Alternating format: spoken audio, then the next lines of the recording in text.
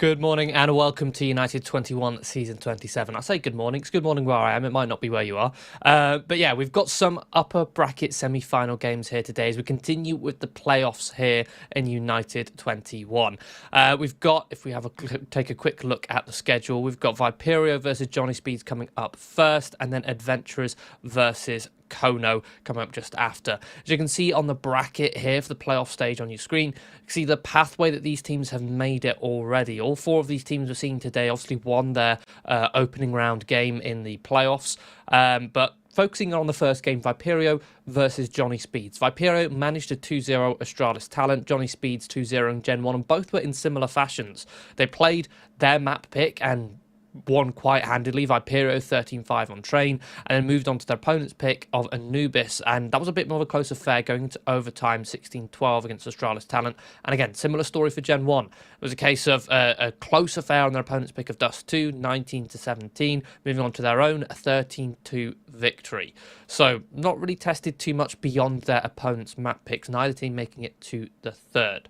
Now, one thing which is interesting to note coming into this best of three, specifically between Viperio and Johnny Speeds, is that Johnny Speeds have got Warland standing in instead of Malo. And Malo was very impactful coming to that best of three against Gen 1, where he managed to post a 1.4 rating. So he's going to be missing here. Hopefully Warland can fill in those shoes. Looking at the veto here on your screens, you can see what maps we will be playing on. We've got Mirage and Train being banned out straight away. Viperio love to pick Trains, so Johnny Speeds removing that already does make it a little bit more difficult for the international squad. Anubis and Dust 2 picks with Ancient and Inferno banned and a Nuke decider. And we've already highlighted how close Dust 2 was for Johnny Speeds and how close Anubis was for Viperio. So that being said, I'm expecting just as close an affair here. Despite both teams having overtime affairs on those maps, they've still decided to pick them here. And yeah, this is quite an exciting draw in terms of the veto, especially if it comes down to Nuke. I think the playstyle on Anubis and Dust 2 is very similar, with Nuke much more different. Anubis and Dust 2 are very default heavy, whereas Nuke relies a lot more on those set pieces. So it's two different styles, but at the end of the day, I think this map or this game will be decided by who has the better default style between Anubis and Dust 2. Both teams are looking to make their way and continue in this upper bracket. The stakes that are on the line here, again, is the loser will go down to the lower bracket. They won't be eliminated, but you'll have to play one less game. The winner of this match, this game, makes their way into the upper final. And Viperio, the last time they played, I believe, they made it into the grand final. The last time they played United21. Johnny Speeds, I haven't checked exactly where they last played, but taking a quick look at their results in the group stage, Viperio came second in theirs, so did Johnny Speeds. So it'd be quite a good result for both of them to make it into that upper final, for either of them, should I say. We are going to be heading into that Anubis game right now. Viperio starting on that T side. Johnny Speeds, sorry, other way around. Viperio starting on the CT side. Johnny Speeds on the T side. The more favoured side of this map, and all five players are going to be heading their way over towards the B side. Viperio heavy in towards middle with a stack of 4 players, and early peak in towards B main as well. Not going to be getting in any info just yet, but Johnny Speeds very quietly, silently setting up, creeping in towards A main. Ready to execute this site, but Viperio, with that stacking towards mid, they used it to get proactive, to search for information, go for an early flank, but it's been spotted out. Shine here with the first on towards the IGL of Zodi. He's going to now escape, group up with his teammates so he can establish a stronger defense. A good jump spot, get some more information that there's more players behind him. A man disadvantage on this retake. Viperio need to organise themselves promptly. Good shot. Coming in through camera. Beautiful shot towards Draken. The wide swing comes through on towards A main. Oh, but it's not good enough. Shine gets 2. No trade to come through. It just leaves Scrimmo with the smoke and a kit. He's going to desperately drop that smoke on towards the site. But overwhelmed. No Kevlar. It's hard to win any of those fights there. Johnny Speeds get the first round on the board.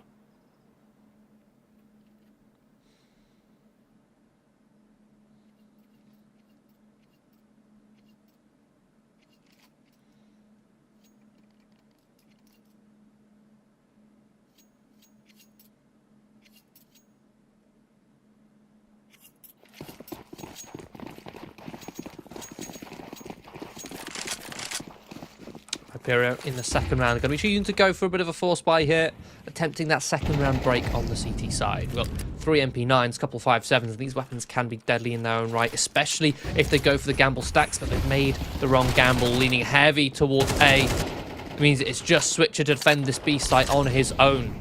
And yeah, spam down through the smoke. He did a good job at delaying, buying time for his teammates to set up, dropping that smoke in towards B main.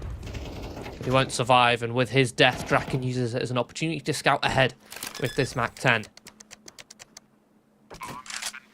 A clear sight bomb will be planted. And this is the benefit of this style of gamble from Viperio. They get to save these upgraded weapons, these forced buy weapons. Again, for those who aren't so familiar with what the meta is with the economy nowadays here in CS2, the CTs, if they lose the pistol round, have 2 options. They can either save, go a full eco on the second round, and then have a subpar buy on the third with weak utility. Or you can force buy here, go for a gamble stack, meaning on the third round you'd be full eco to have a healthy buy on the fourth.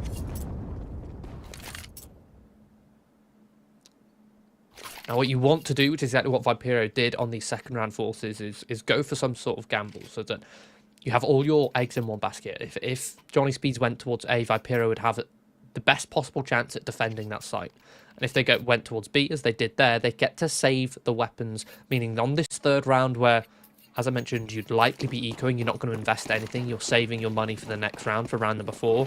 You still have the Kevlar, the MP9s to go again. Switcher even able to get Kevlar and 5.7 back up. This time, they're going to be stacking up on towards this B site, making the inverse gamble.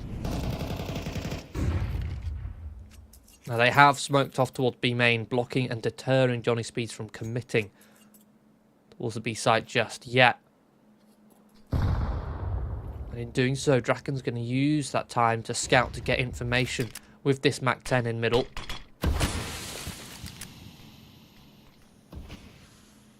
Counter smoke thrown from Zodi, but Draken's gone straight through. And he's going to find a beautiful timing to flank on Temple.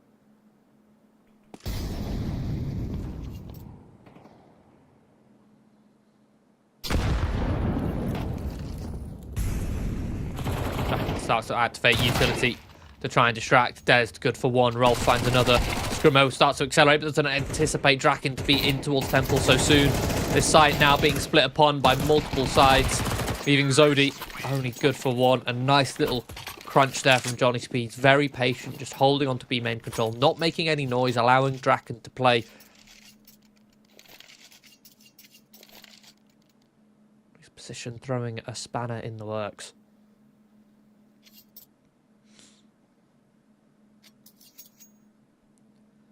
Here we go, round number 4. This is where the full buy comes in.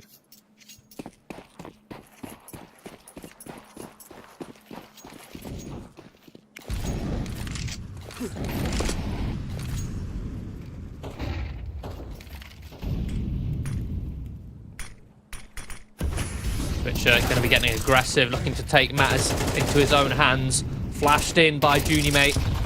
The 2-man peeking towards B main is successful at finding the first, but they don't escape. Fortunately, Switcher takes 1 down with him. So man advantage for the CTs. They continue to hammer that point home. A lovely little flash. Rolf easily able to dodge that, but in doing so, pulls his crosshair out of focus.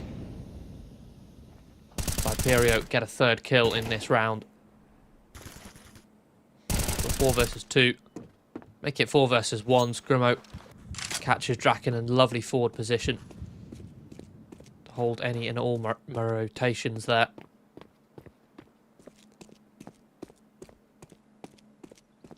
A wall and the substitute left in the 1 versus 4.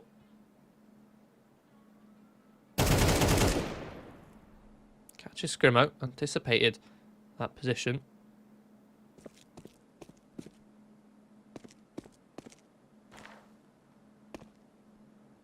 30 seconds left. About to recover the bomb. As it picked up now, 20 seconds. If he wants to still attempt this round, he needs to hurry up. He's going to accelerate in towards this A site where Zodi sits in a lovely off angle in towards heaven. Question is, does Warden clear it? He's actually going to plant in cover. And Zodi will deny the bomb plant.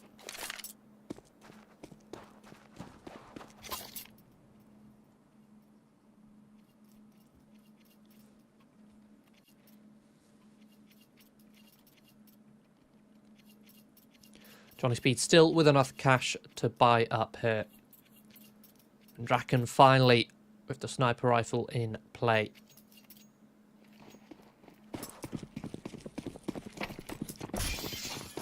Pyro surviving with 3 players is profitable for them. The buy remains healthy.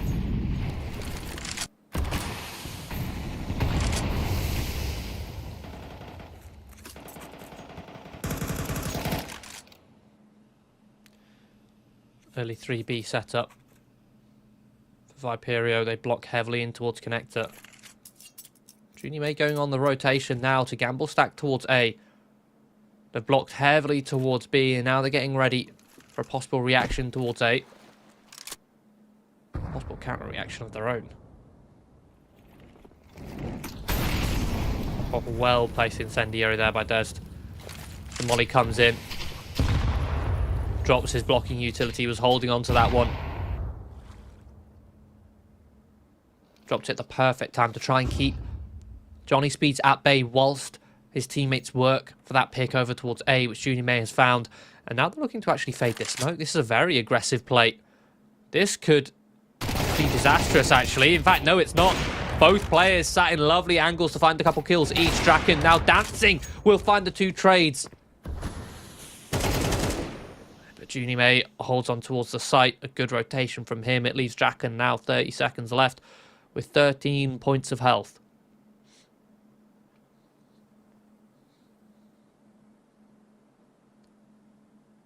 Viperio won't hunt, they'll preserve their own economy. A lovely CT round there. Again, blocking B early, trying to incite more of a reaction over towards A. It comes through. A perfect rotation. Viperio set up ready for that reaction, ready for them to try and take A main. They shut it down.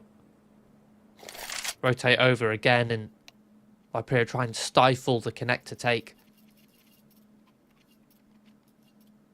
With the fade of the smoke.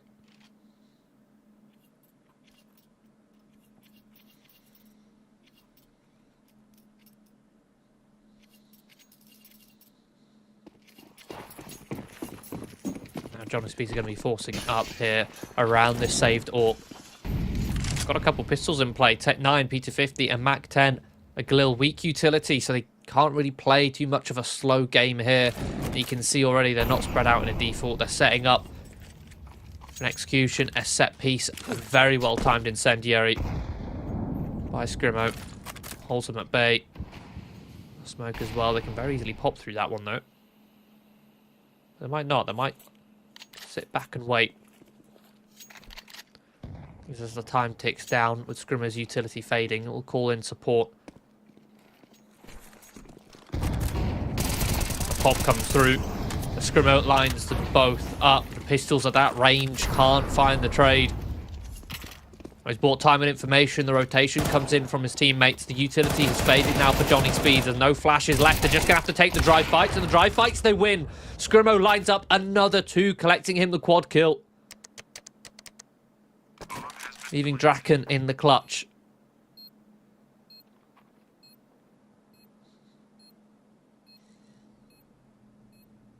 Bomb planted in a very tucked away corner. The search towards heaven, but the rotations come through towards A main. They'll have the site freely. They'll know he's there, but utility in hand. Switcher caught. Leaves Dest. He's just going to stick this bomb. A full 5-second stick.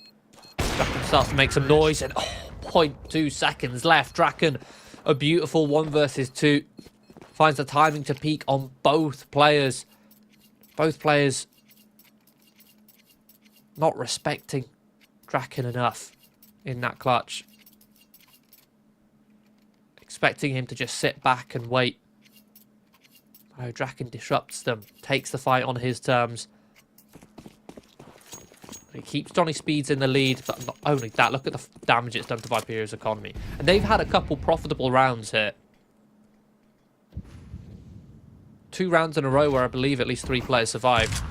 Yet now they're going to be working with NP9s. 2 of their players.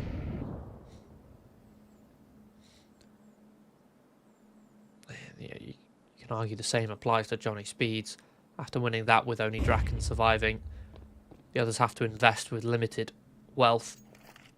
Couple Mac 10s, a Galil. Utility. A better standing though than the CTs. I don't know the timing of this play towards B main, flashing out.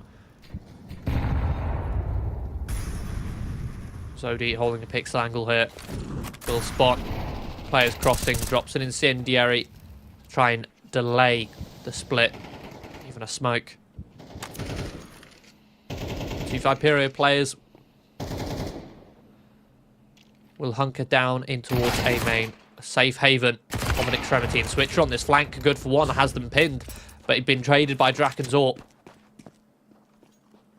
Quick rotation. They try and bait it out. This reaction from Johnny Speed. Scremo, another beautiful double kill. Zodi trades his death. Both teams trying desperately to play with the rotations there. You can see as soon as Draken got that kill, Johnny Speeds tried to fake a drop in towards B, knowing full well that they baited out that rotation, but had plenty of time to play with it. So they didn't commit. The issue is the rotation from Johnny Speeds didn't come through CT. It didn't come through middle. It came from A main. In towards the flank. They weren't ready for it. Lovely call from Viperia in the mid-round, and at least for round 8 here, a double AWP. There's the Junie May.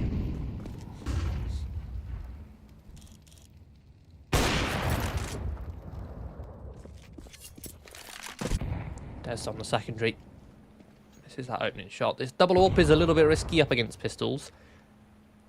There's any weapon for the job to chase them down. It's these, and Deagle tags Junie May low.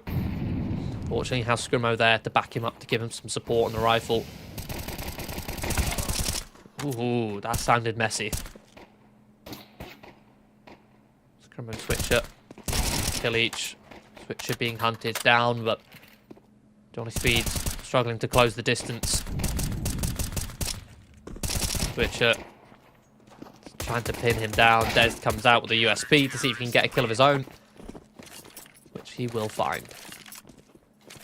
Scoreline tied 4-4. Now, Anubis is the most one-sided map in the pool, in my opinion. It certainly was before Train got added. But it leans towards the T side. So 4 rounds for Viperia on the CT, that's already a decent job. Any more for Viperia, and Johnny Speeds are going to be in trouble. And looking at the financials for Johnny Speeds, Viperia very likely to get their way onto a 5th.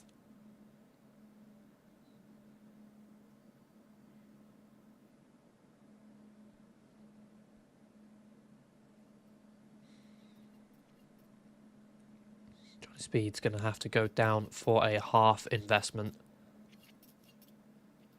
Pistols, Kevlar.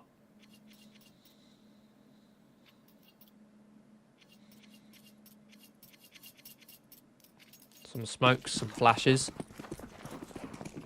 Quite a few flashes, in fact. By the looks of things, a B execution is on the cards. Smoking towards connector. Well-placed HE. All the flashes coming through, all at the same time. None of them staggered whatsoever. So yes, Viperia initially blinded on the approach.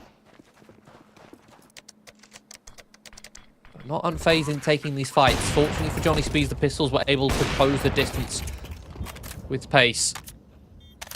But the health very low on these Johnny Speeds players. 1 on Rolf. Warland on 7. Smoke, drop towards connector. Zodi. All 3 of these players playing on the bomb site, not towards the extremities at all. This flank from B main, unexpected by Johnny Speeds. And in the post plant, not a single kill to be found. A decent sight hit, although again, the amount of flashes they invested into that one, I think there was at least 6 flashes, maybe even 7. They were all thrown simultaneously, pretty much at the exact same time. So not staggering those flashes meant that it's only a maximum of, what, 2-3 seconds that Viperio would be blinded for. You'd guarantee that they'd be blind, but for a very short period of time. At the very least, they managed to make use of that short time to close the distance. Man number 10, Johnny Speeds now can fully invest. The bomb plant helping them out with that one.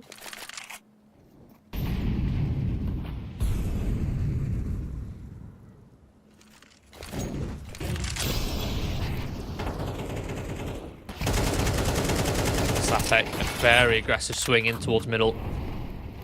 Comes out worse for wears in the exchange of bullets through that door.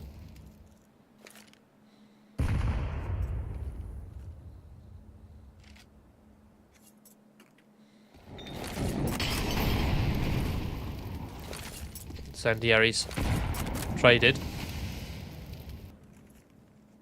One single Molotov has drawn out an incendiary, a smoke and a HE there from Dez. Oh, beautifully dodged from Scrimo to win that fight versus Shine.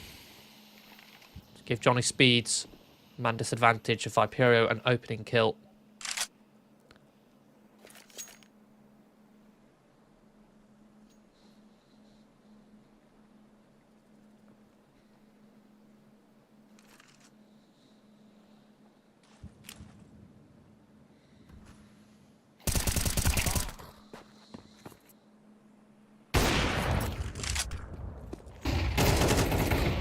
Johnny Speed just being picked apart here, even by the secondary AWP.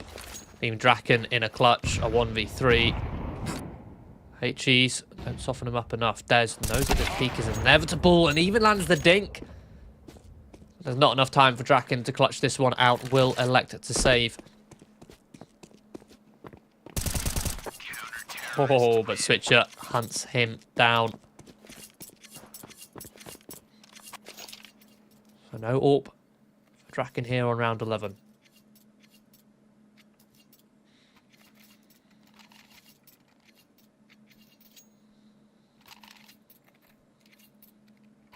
And again, this is a very T-sided map.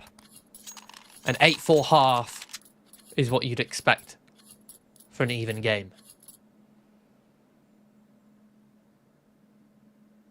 Viperio already guaranteed 6.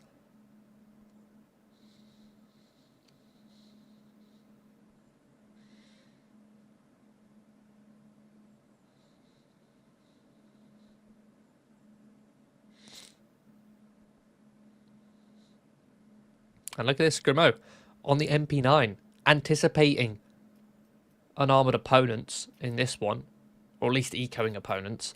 But, I mean, you look at Johnny Speeds, they still have 5 sets of Kevlar. So the MP9 isn't going to be as deadly as he thinks. If you're up against unarmored opponents, the MP9 would shred them and farm some cash. But if he goes up against Sapek or Draken, who do have helmets, that MP9 isn't going to be as much of an advantage. Admittedly, it's still a better weapon than the Tech 9, but M4 would be insurmountably more advantageous. Scrimo's actually using this to get aggressive here. Just walked straight underneath carpet. Spotted out multiple players reacting towards mid. Catches Shine with a utility in hand. That flash would have been the undoing of Zodi. Instead, he's able to hold freely here towards middle, but only good for 1. The Tech 9s love a good counter swing. Scrimo just tucked in towards the plant. They don't expect him to be here so soon. And there you go. The Kevlar makes it a little bit more difficult for Scrimo. Fortunately, it's all cleaned out. Now, the counter argument I'd make in that scenario in Scrimo's favour is that if he didn't have an MP9, if he did have an M4, he probably doesn't go for that play. And that play he made by pushing towards A main, going so aggressive, searching with an SMG, allowed him to get all that information and also completely stifle that attempt at the fast A split.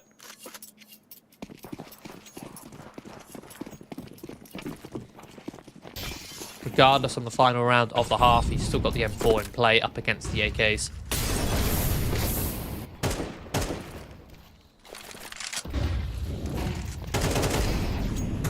Good utility in towards middle from Johnny Speed. Push Viperio back. Pitched out plenty of utility in response. Oh, a bit of a missed molly. Sapek's actually going to drive straight through. Switcher didn't hear the steps. And Sapek's actually going to punish. Twice over. Junie May trying to rotate in. No cover. Mode down. Zodi, Scrimo in rotation. A 2 versus 5 retake. What they'll have to attempt.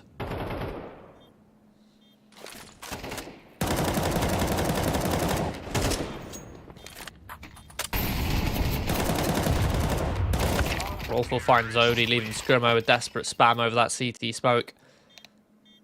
He too will fall. So a 7-5 half. Johnny Speed's recover to get 5, but still 7 on the CT side of Anubis is a lot. Viperio in such a good situation now as they move over towards the T side. This pistol is a must-win for Johnny Speeds. Otherwise, Viperio will run away with this map.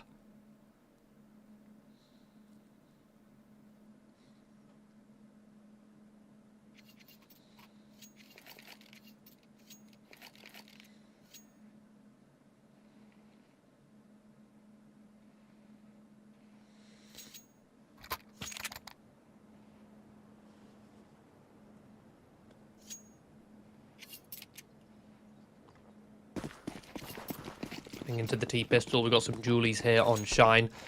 Smoke and a flash as well. The rest Kevlar on the Viperio side, though. We've got a couple smokes, a couple flashes, a couple PT-50s, executing straight on towards this B site. Rolf tries to get that early information, but he can't get away with his life. Has to make do with a 1-for-1 trade.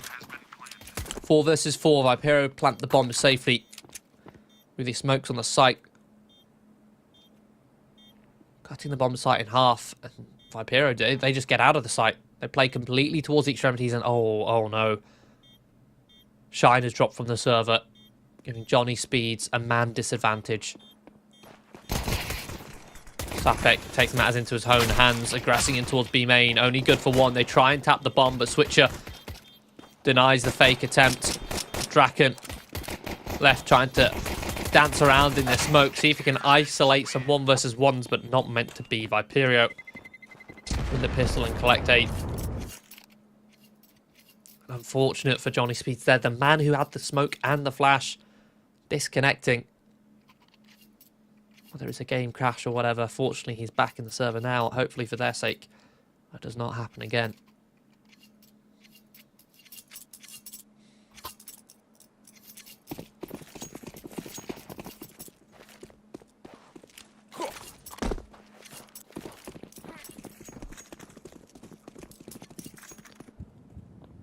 Here set themselves up towards A, using some nice util towards B to actually block visibility. They throw lurk smokes on both connector and B main.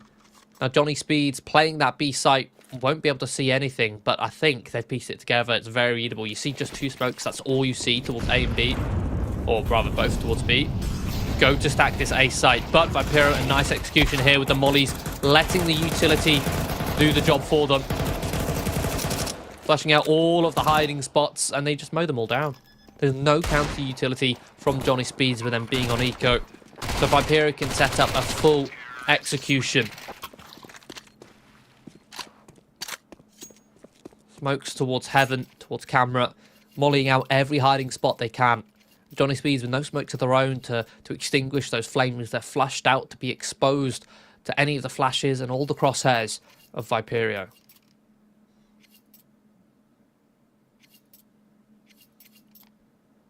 Molly's breaking apart any potential crossfires or setups. Johnny Speeds to try and use to their advantage.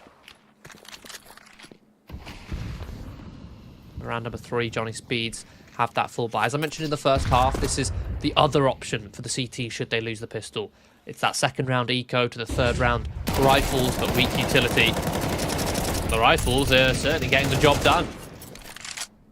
Viperio try and brute force their way through this mid smoke, but they've not thrown enough utility to actually stifle the setup in mid. So 2 players can sit unblinded with 1 subpar flash.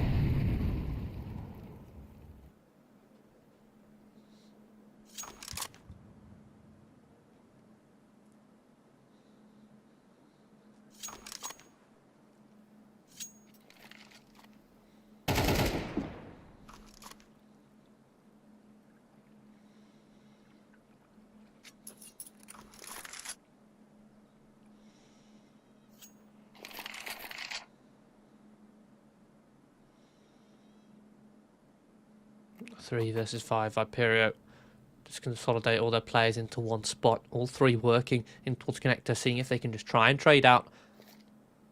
They can successfully take down this bomb site. But no, Rolf find the first, tucked in towards Dark, but catches Draken's rotation. Rolf eventually isolated, but it's a bait and switch. They're not supposed to anticipate Sapek here. Tucked towards Dark, baiting Rolf. He will be the difference maker to close it out on this round for Johnny Speeds.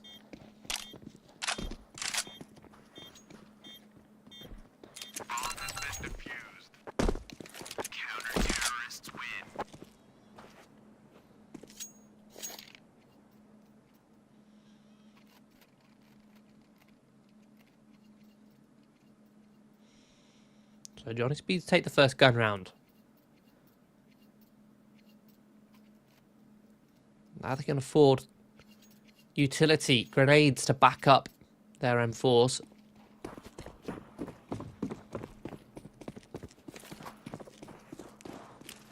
Viperio empty their coffers to afford another investment.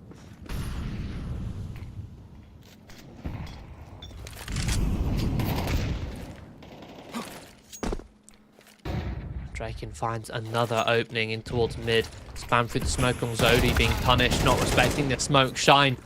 Good for one, but there's a trade to come through. Viperio now accelerating in towards this A bomb site. But Draken peeks again, catching a play with utility in hand. He even finds a third as he falls in the flames. Leaves Switcher in the middle, crosshair pulled away by Rolf.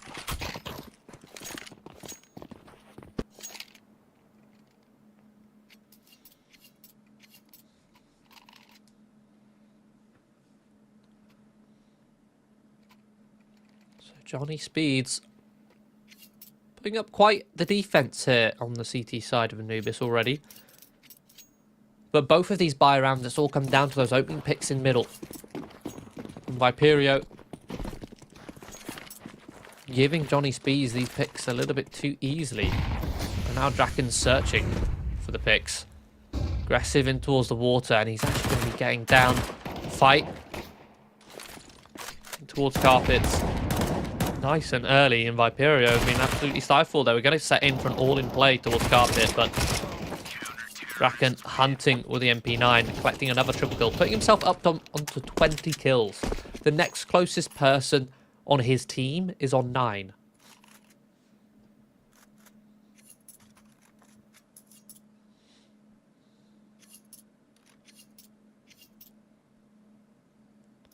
Absolutely been the difference maker for Johnny Speeds.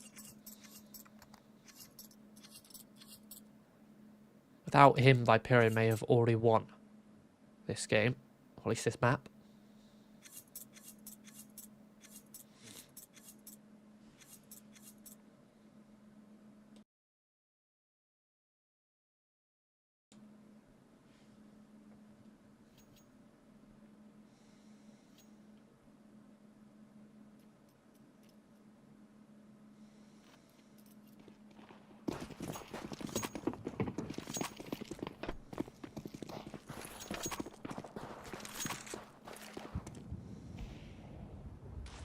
Another opening from Draken with this orb. This time peeking towards B main, catches Switcher sleeping. Viperio again in the mid round, look to try and see if they can punish this A site. They found Shine this time for free, equalize into a 4 versus 4. Setting up the utility now to lock out these rotations. Johnny Speeds forced to potentially play retake here.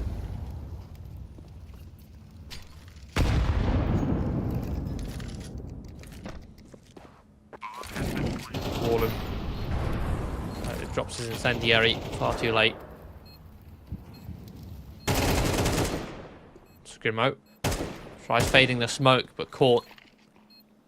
Giving Johnny Speeds a man advantage. Junior May tries his best to trade. Playing up on top of the shelf, finds another headshot. Test comes in to support.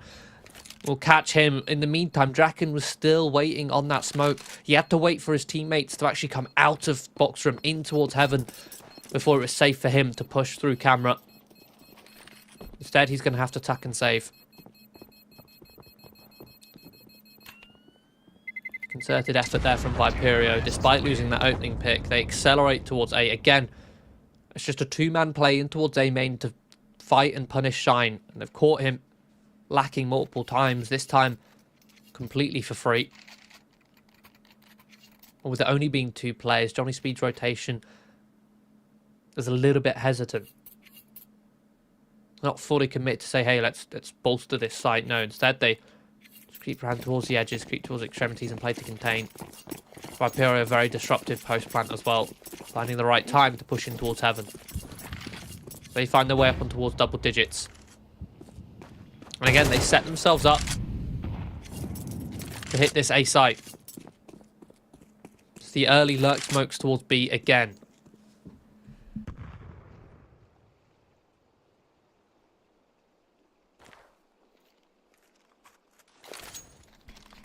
And this time, Johnny Speeds, they respected those smokes.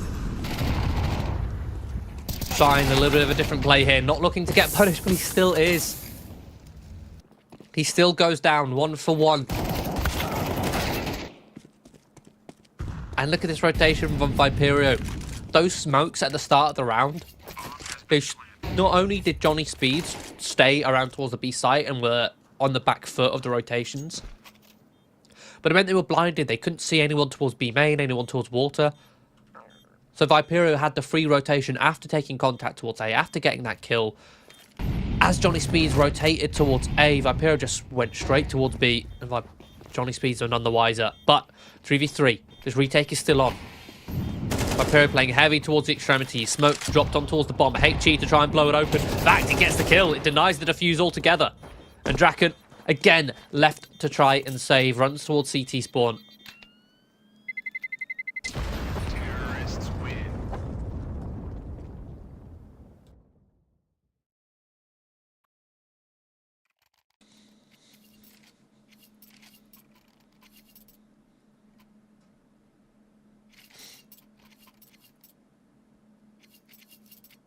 Up against 11. Question is, do Johnny Speeds invest here? And I think they are. They managed to scrape together a couple M4s, 3 M4s to be precise. Wallen from a 5-7 to afford that extra utility. Draken still without saved AWP, so it's by all means not the worst buy. Oh, HEs from Viperio softening up these Johnny Speeds players delectably. And again, it's this smoke. Oh, Sapek just about dodges Dez. Dez trying to fade his way through the one side. Getting blocked. Opening kill again for Johnny Speeds. Viperio plenty of time on the clock. They don't have to rush things here in this 4 vs 5.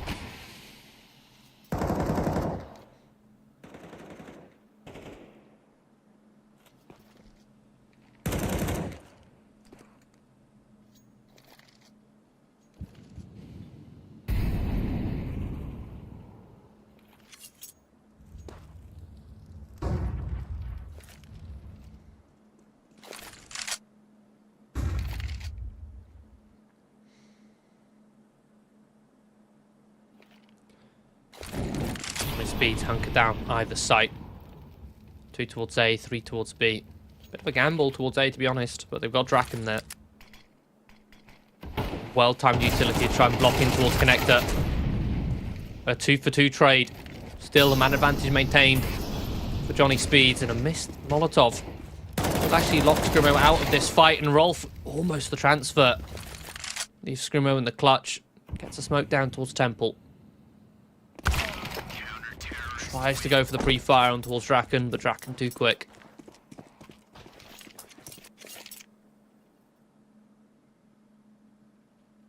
That round, maybe the bank breaker for Viperio. And by the looks of things, they are going to choose to go for a force.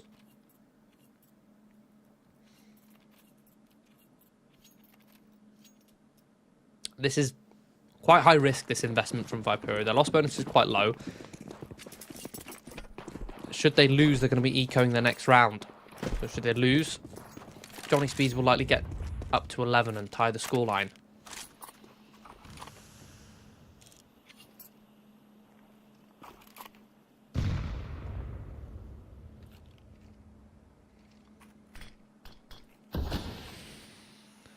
Junior May boosted up over the smoke, doesn't see anything. The two Viperio players shift underneath it. They're going to be contacting all the way in towards middle here. Some well-placed flashes, perfect counter from Viperio, blinds the players on towards the site. Des gets the opening, Draken now being hunted down, doesn't line any of them up, and even a rotation foul from Junior May on towards Wallen. So a 5 versus 2.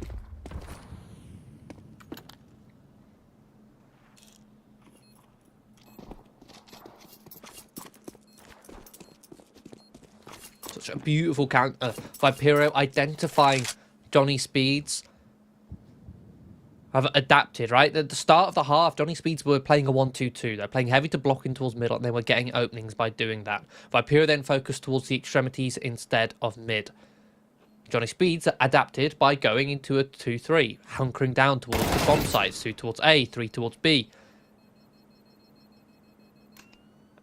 So a Viperio adapting response, knowing that Johnny Speeds leaving mid completely open. Viperio just contact all the way in as close as they can, and as soon as they get close to that bomb site, the flashes come through at the perfect spot. Viperio flood out of camera in towards the site. They collect map point here on their pick. Johnny Speeds forcing up, and they only have 2 rifles, one of which was saved. The rest on pistols.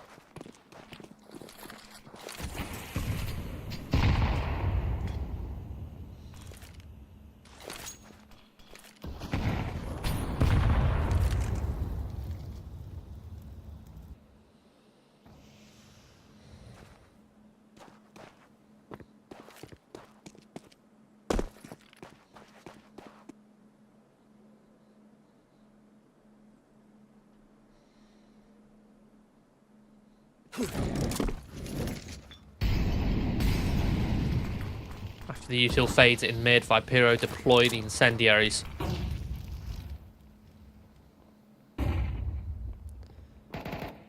Forcing Johnny Speeds further back. A similar play, but this time with extra util in mid to try and push the Johnny Speeds players away. Draken still with this AWP, this M4, sorry, defending, but it's Junior May's AWP to find the 2 picks. One of the rifles down for the CTs. 40 seconds. Viperio still, again, plenty of time to shuffle on their rotation to reset their current press. Sapak with his AK searches towards connector. Doesn't see anyone in towards the water, so he's going to turn around and focus towards B main. It's going to be a perfectly timed play from him. Depends if Viperio choose to wait until Scrimmo is in position. Might not be able to anymore. Information play from Shine. Puts into the 3 versus 3. And Rolf with the Deagle is actually able to find the kill. Sapek unable to do anything. Switcher, a beautiful opening. 2 versus 2. Bomb tapped. 10 seconds left. Switcher will commit to it safely. Back to the bomb site.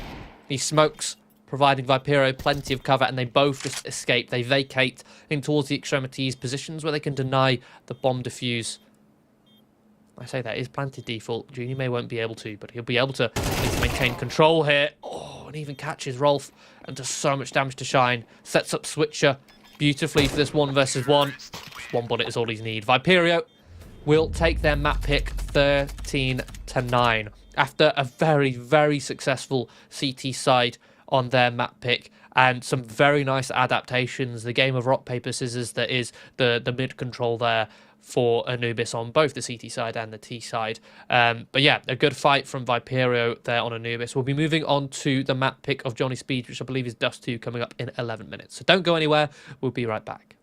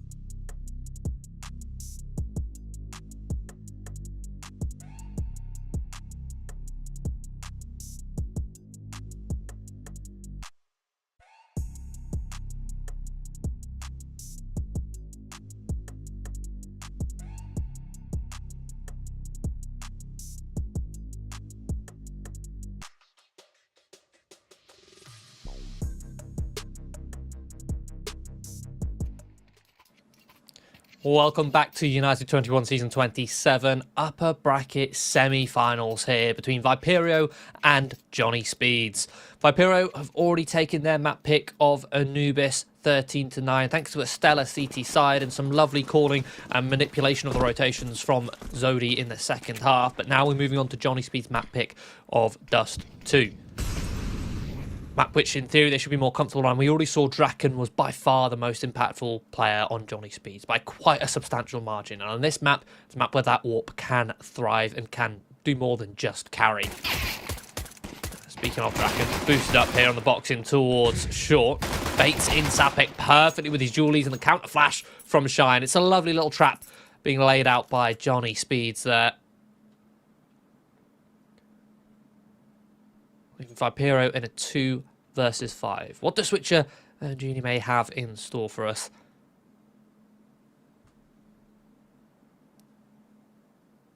Contacting in, it's not going to be easy at all, especially when Shine's hitting shots like that. A cheeky little flick on towards Switcher.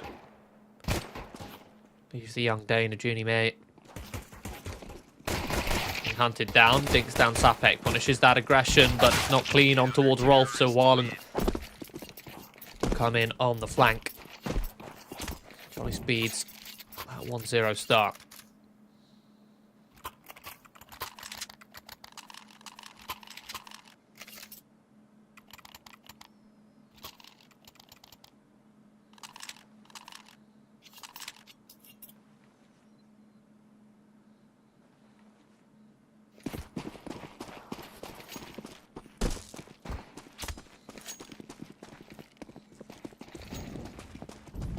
Viperio going to be ecoing with the exception of Juni May's scout, seeing if he, with this secondary sniper, find enough tags to set up these Glocks for relative success. But Johnny Speeds and P9's in hand, especially on Draken, who's keen to farm some cash, keen to give him the financial state to get an AWP up as soon as possible. He's heard all these steps towards the top of middle. He's going for a flank, waited for Warland to come in behind him for that potential trade. Got all this information. Shine will drop an incendiary, keep them locked in as Draken comes in on the flank. Catches the first, catches the second, looks for the third, but runs out of ammo. Falls back, plays his life as Warland comes in to clean up. Scrimo will actually find Shine overextending. But the bomb in hand. Ooh, Scrimo now with the MP9. He even finds a second. Looking for a bit more. That's all he'll find. Johnny Speed's able to save the couple M4s. Draken actually picking up the scout off Juni May.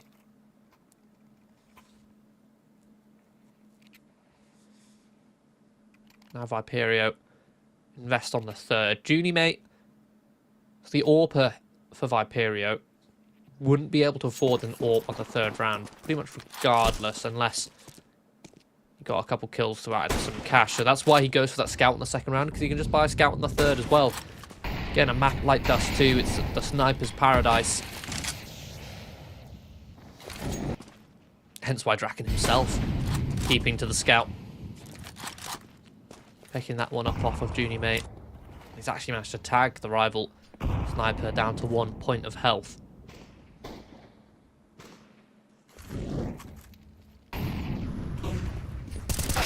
Deployed in towards underpass with Zodi. Beautiful shot. Sapek couldn't find a clean shot behind the pole at the top of middle.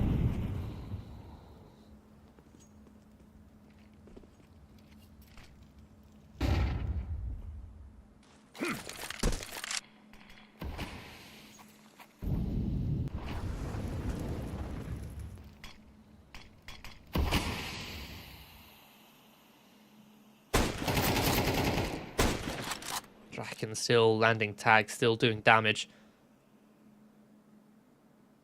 Viperio with this man advantage, playing it slow. They're going to be setting up here to take long doors to fight their way out. It's a nice bait and switch here. They line up. They don't clear Shine. Shine playing the trigger discipline. Pulls the trigger on the first. And did he get the second? No, Des stole the second, in fact. So he's still able to get 2, but needed more than that. After his teammate already fell, Viperio, 3-man advantage. Warland in the clutch. The play is low. Time ticking. You can hear the steps of Switcher. Knows he's about to peek. Finds the frag. disengages, 7 seconds left, and he's going to fall all the way out. There's no time for this bomb to be planted. Des has to chase him down, and oh my goodness, Des! One single bullet from Wallen would have been enough to destroy him. One single bullet from Wallen. Oh, the time expired anyway. Oh my goodness, what a hectic end to that round. I was about to say, I thought that Des had done it, but no, the time had expired a split second before Des got the kill. So Johnny Speeds collect the round victory.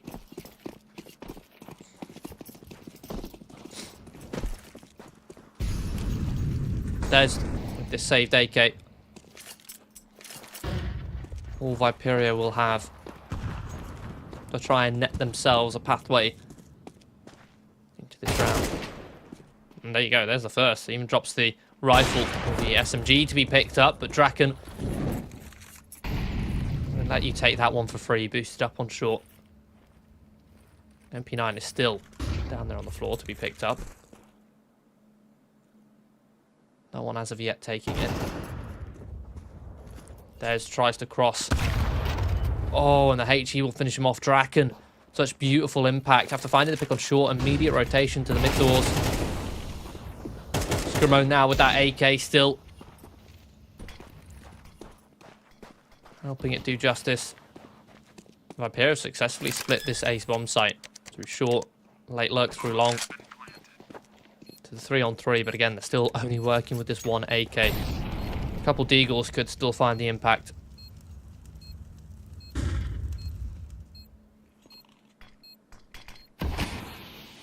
Johnny Speeds. We don't actually have a kit, so the time's ticking. They've got 10 seconds to get on towards this bomb.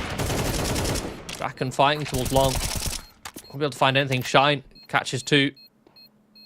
That's it. There's simply not enough time to defuse this bomb. So Viperio have done it. With just the hero AK, the rest on Deagles.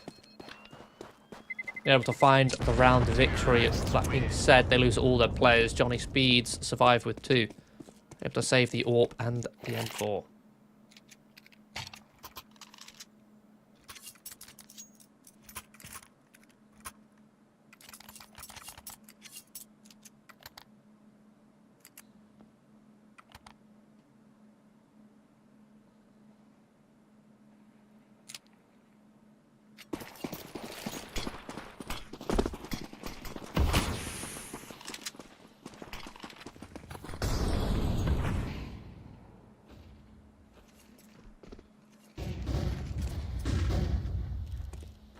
Viperio use their spawns, popping in towards long control. Johnny Speeds, having lost only 1 round. Very weak money considering the amount of damage done on round number 3. So having to work with MP9s at Wallen. Not going to stop him from finding a frag. Trades out on Switcher.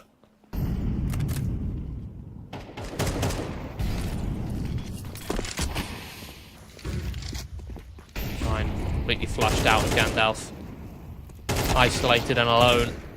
Teammates coming in late to support. The trade's being taken by Viperio.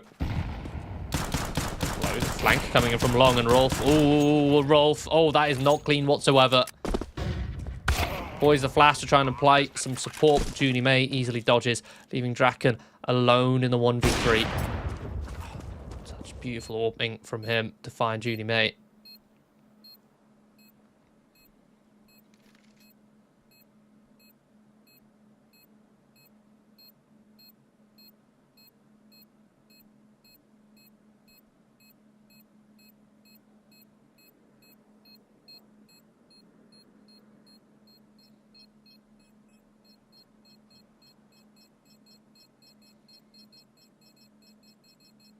Bomb will go off without a hitch. Viperio prioritizing their own economy rather than hunting down Draken. They want to make sure that they themselves can still get rifles and also keep this AWP up for Junie May. Again, the AWP so impactful on this map on both halves.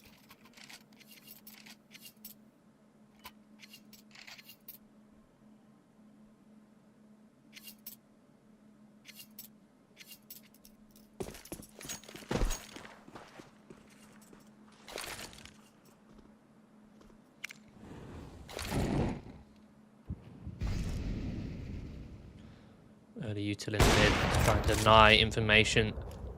Johnny Speed's actually stacking up this B site. This is really well read from Johnny Speeds.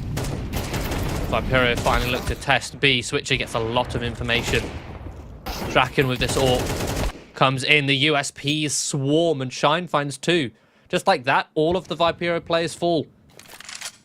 Perhaps should have cancelled as Switcher spotted out all that information, but I think he may have had the bomb. Scrimo in the clutch. Draken won't allow it. Johnny Speeds on 4.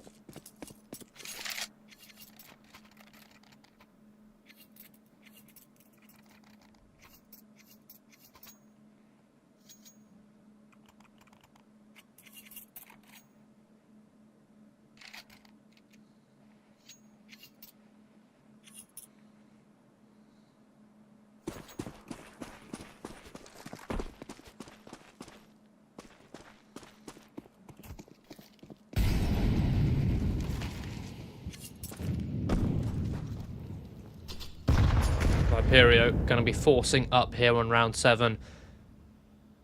Got a couple Mac 10s, a Tech 9. Only 2 rifles. Despite that, they're not going for a fast, loose, aggressive play.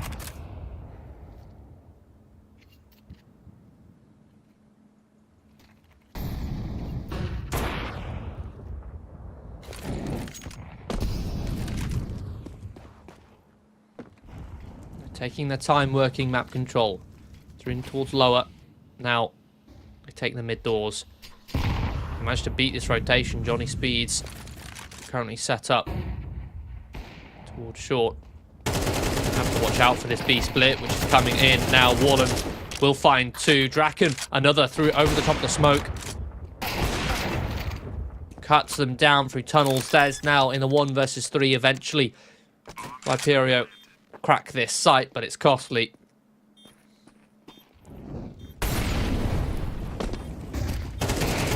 There's blinded. They just wide swing out. Beautiful from Johnny Speeds. Didn't even notice it was the secondary AWP from Shine. Up on towards short.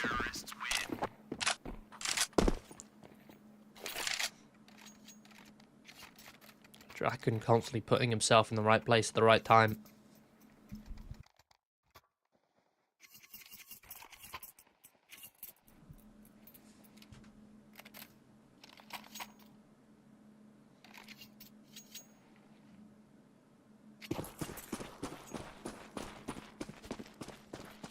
Viperio half investing here.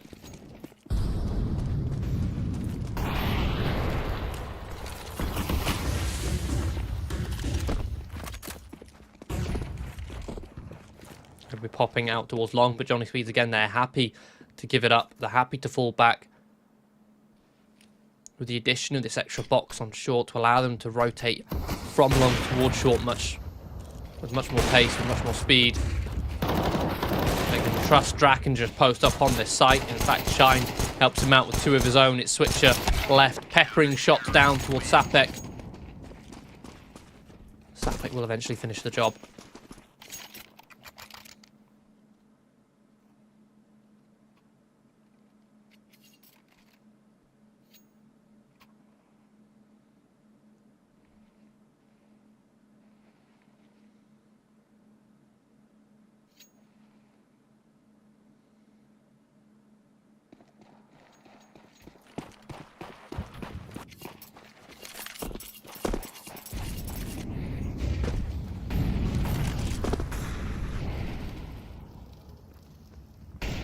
Number 9, both sides able to invest again. Viperio.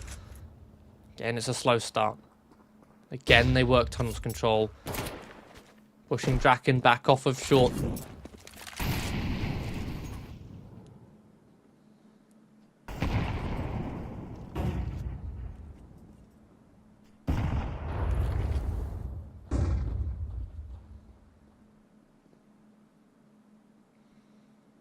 Viperio using their utility to keep the CTs at bay as they take map control. With this map control, they can try and push and pull the rotations.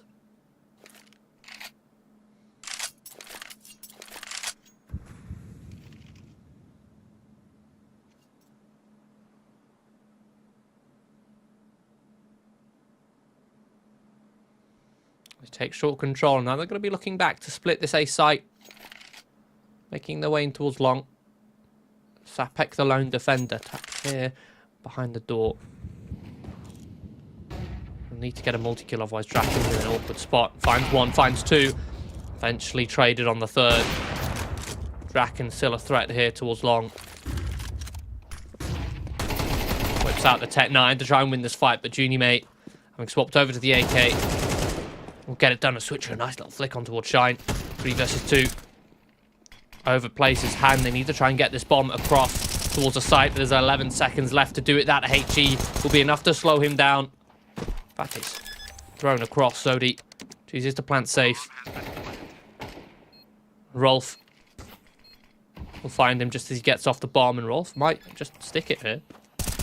That he will. Wallen will find the frag, so Johnny Speed's up to a 7th. Viperia really struggling here in the mid-round. Johnny Speed's looking borderline unfazed, even when their setups are caught off guard, even when Viperio find the weaker side of the map.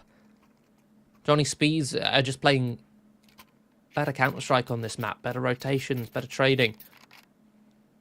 And they're reading Viperio so well.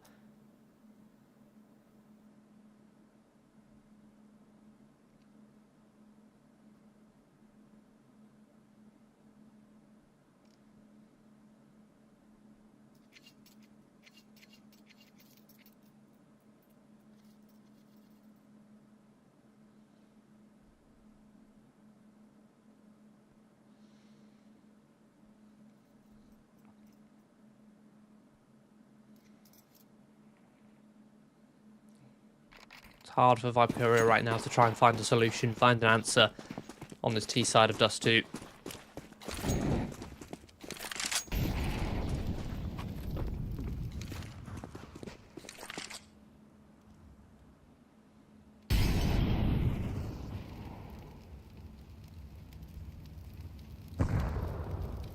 And the thing is, they're getting a lot of the map control to work with. They are taking mid, they are taking short.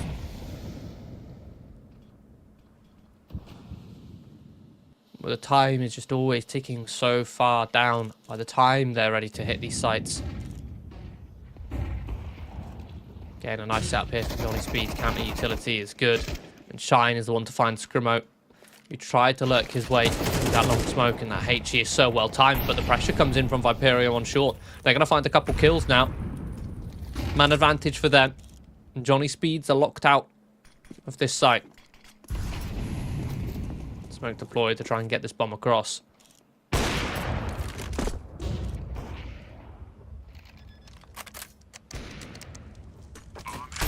Let's go plant it just about before the utility comes in to finish him off. So 3 versus 3 with 40 seconds. Well, now 30 on this bomb.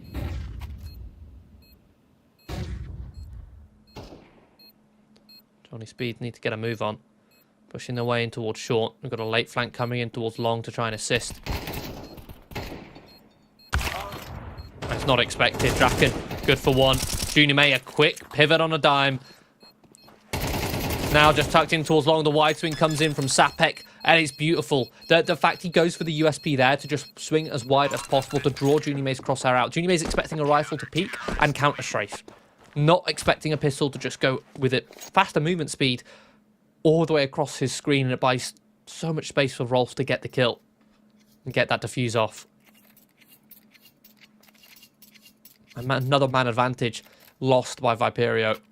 Another retake from Johnny Speeds on this A site is successful.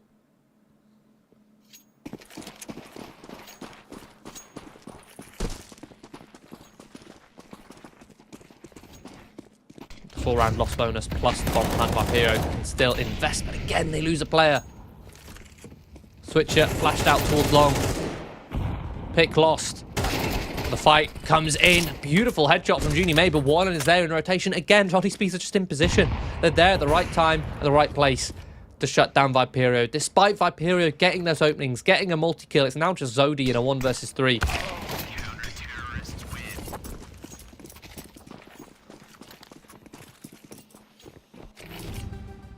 It's honestly woeful from Viperio.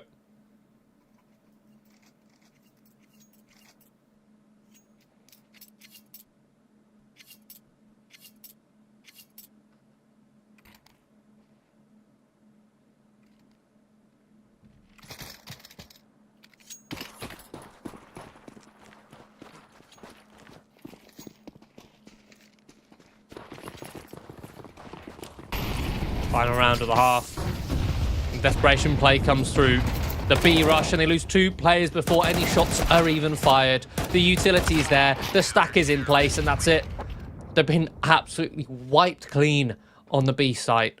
Johnny Speed decimating Viperio here on the first half of Dust 2. Viperio could not put a foot right, it seemed. Again, even with all the map control they were given, the late rounds were just non-existent. Johnny Speed now only need 3 rounds to close out this map and take us to a third.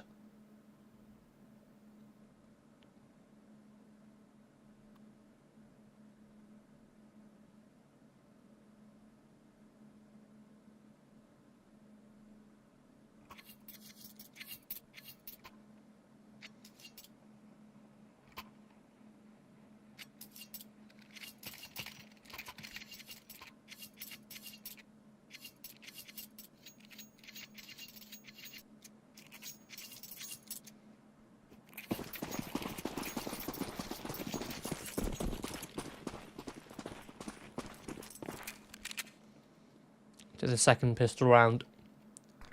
Johnny Speeds. Currently a default spread, but Viperio, hello, a little bit more disruptive here.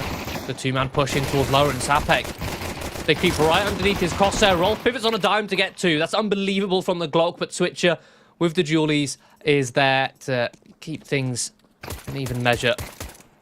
Johnny Speeds now accelerate over towards A, see if they can get this bomb across. They can get this bomb planted.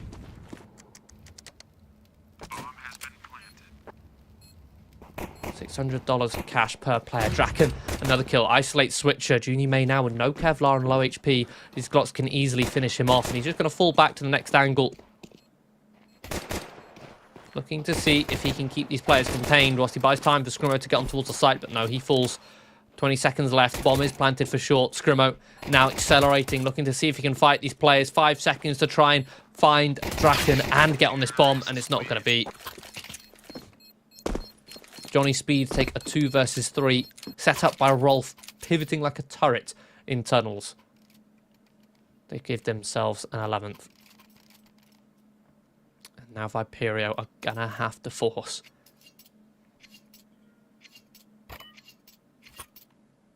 Scout, MP9s and a FAMAS.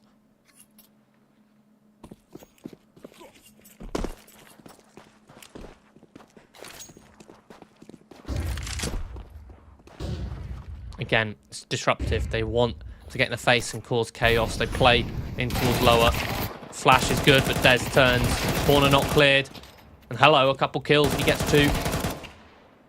Juni May also with another in mid, so it's a man advantage for Viperio with this force buy.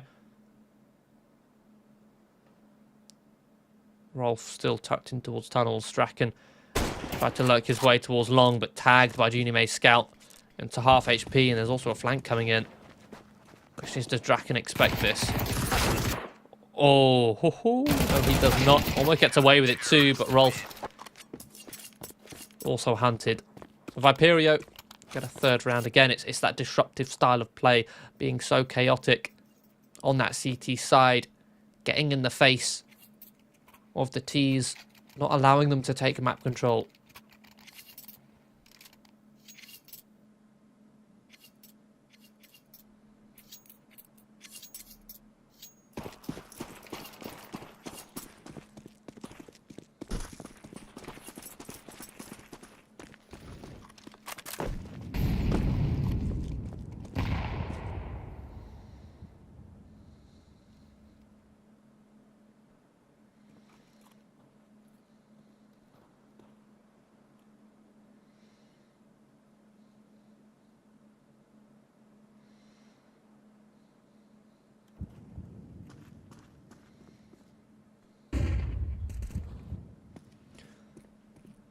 Johnny Speed's having to force buy back themselves, being double eco. Deagles, Kevlar, Tech 9s. Looking to see what they can find. Viperio don't want to give them anything here. Tucked as far back as possible on both B and A. Playing on the sites with the exception of Scrimmo towards long.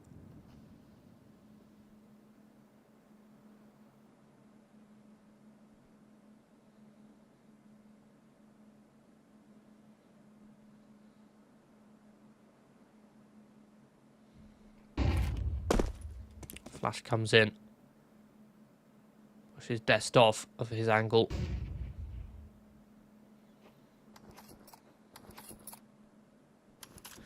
Able to jump back up. Johnny Speeds failed to phase Viperio.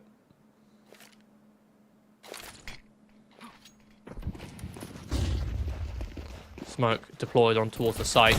Johnny Speed's actually going to be able to use that one to close the distance here, but they will have to force their way through this smoke to take these fights. Something which they don't seem very comfortable in doing, and Shine actually getting stuck inside the smoke. Draken lurking towards Long, left alive, will find one for the USP, finishes him off. Viperio on 4. Johnny Speed should be ecoing here, so Viperio have an opportunity to close that gap and earn a 5th.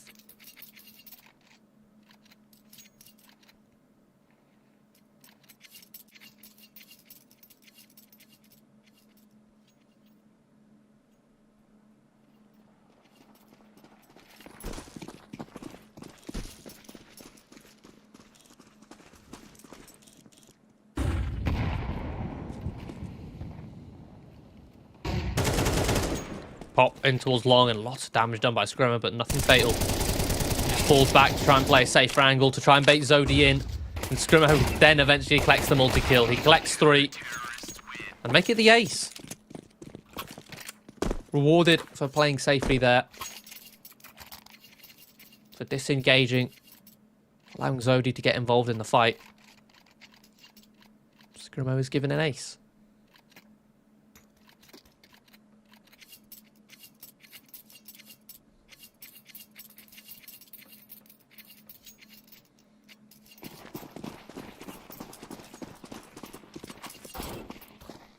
And, okay. About to say, Johnny Speed's coming into this one with an investment. Draken on only the scout, and he lands the headshot tag. Quick reaction now from Johnny Speeds. Immediately in the perfect space, perfect spot. Just sprint in towards this B-bomb site. A man advantage as well for Johnny Speeds in this post plan on the much harder site to retake.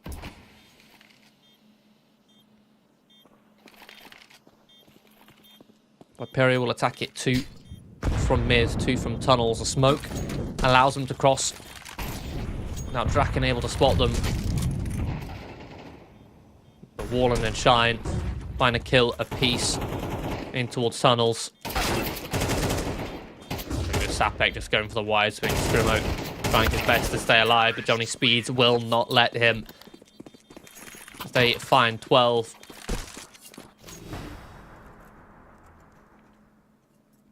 The back of a Draken scout shot. Not an AWP. Not an AWP tag through the doors. It's a scout headshot insta-kill. Draken really is such an impactful player. 22 and 7. Not only does he have the most amount of kills, he also has the least amount of deaths.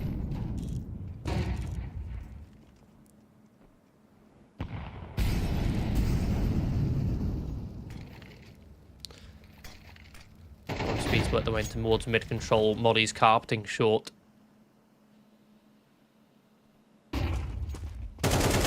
Flash through the doors. And, oh, Sapek.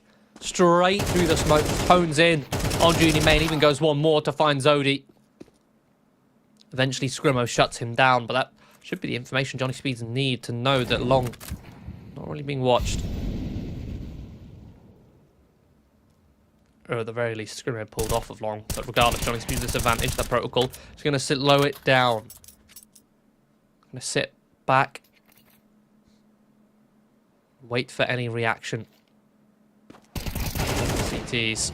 Oh my goodness, Warland. What a flick. On towards Scrimo. Shuts him down. Warland will accelerate towards Long. See if he can try and beat the rotation of the opposition. Whilst Johnny Speeds leave Rolf in position to listen for those rotations. And Warland does have the site cleanly. Shine creeping up behind him with the bomb. Switcher, such an awkward spot for this AWP. Jumps up, finds a shot towards Warland. Bomb planted. It's a very safe plan. Into the 2-on-2. Shine still trying to defend this site. Switcher desperately going for the jumping shots. Draken will eventually come in and close it out with 2. 13-5. Domination on Dust 2 from Johnny Speeds. The Swedes very comfortable on that map. Vipero, not quite the same again. Vipero had so much space to work with on those T sides, but just couldn't close it out. They couldn't hold those post plants on the A site especially. And yeah, some brilliant Counter-Strike coming out from Johnny Speeds there. And that's going to be taking us to the third and final map of this series, the decider of Nuke. A big difference in playstyle on that map compared to the first 2 we've just seen. So that one will be a fresh site for us here, coming in 11 minutes time. So don't go anywhere. We'll be right back after this quick break.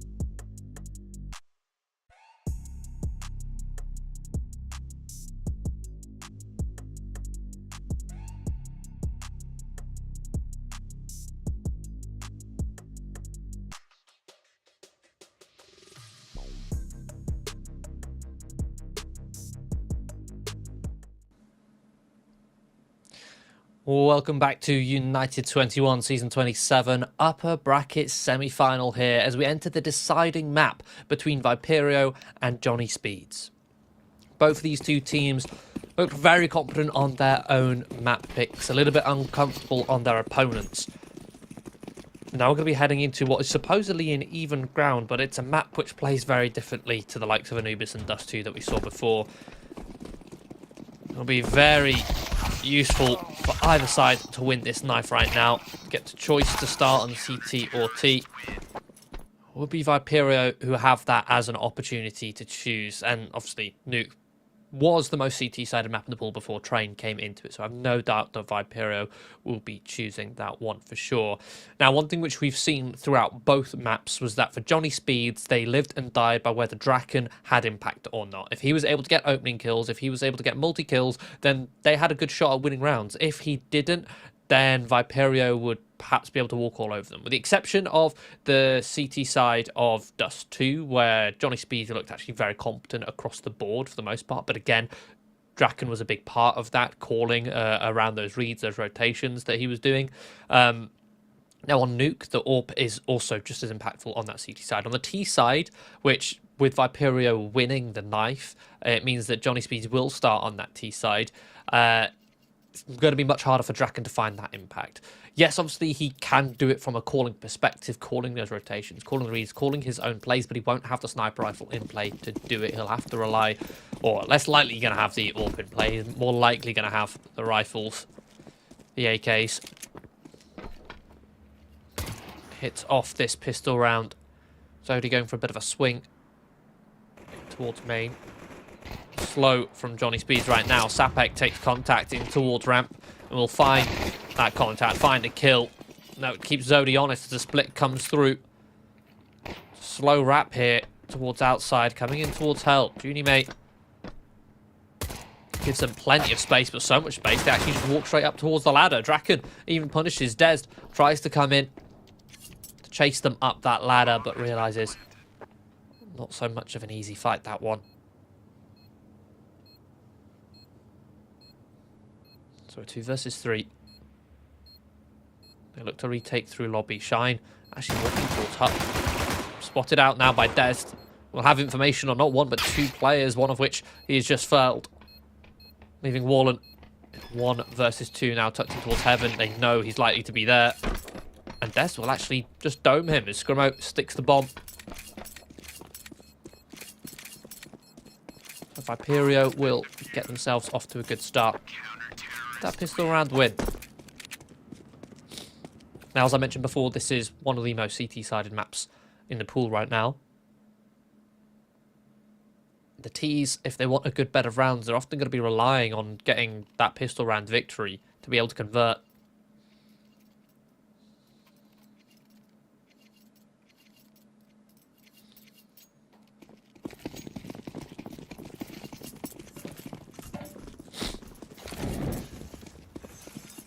That being said, with the bomb plan, Johnny Speeds can go and afford a force buy here. A couple Galils, scout on Draken.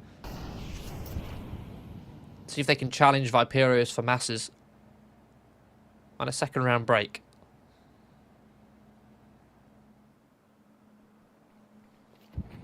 They will hold at range, manages to dodge the first flash. Looking to tap at range, but Wallen taps back. Now they start to accelerate in towards Garage. But they don't clear their corners, and Dest is able to find 2. Swaps out to the Jewel, he's looking for more. Least delays, gets the information on the last 2 players.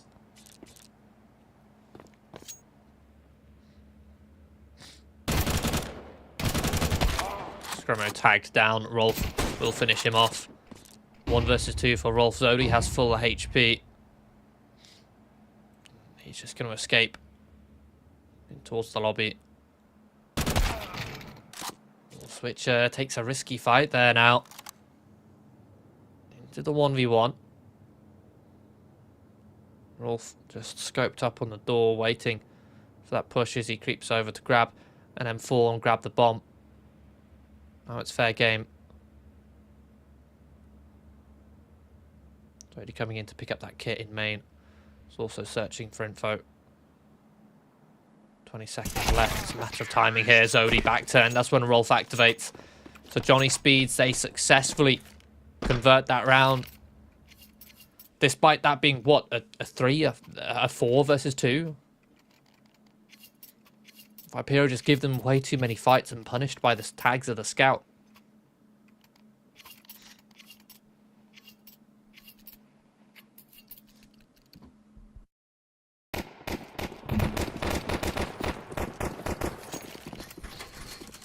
Viperio force back. MP9, 5.7s. Single deagle on Junior Mate.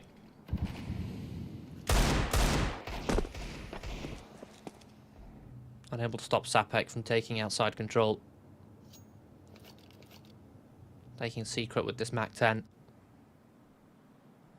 Forward position, which Viperio now have to respect.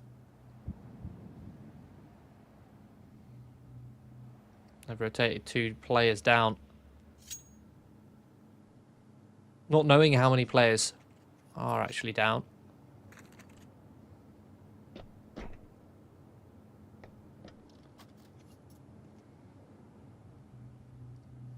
They start to search, creeping their way up. They found a timing here because Sapek's ready to split outside with the rest of his teammates. Walling into a main and Sapek turns around. Will find one and even the second, controlling that spray beautifully on the MAC-10. Rolf looks to hold towards lobby. Scrimo not putting up much of a fight, leaves Switcher in the clutch.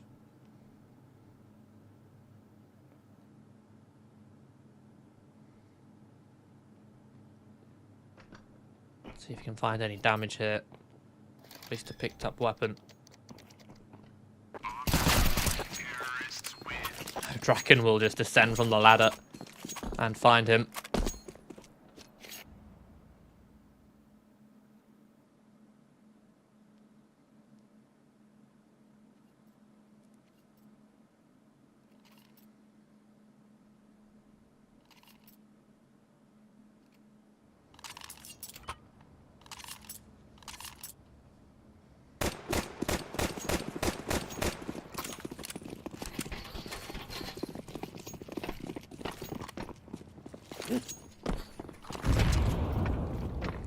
Viperio now on a full eco, and they're going to be stacking up here in towards ramp room, but Sapek searches for info.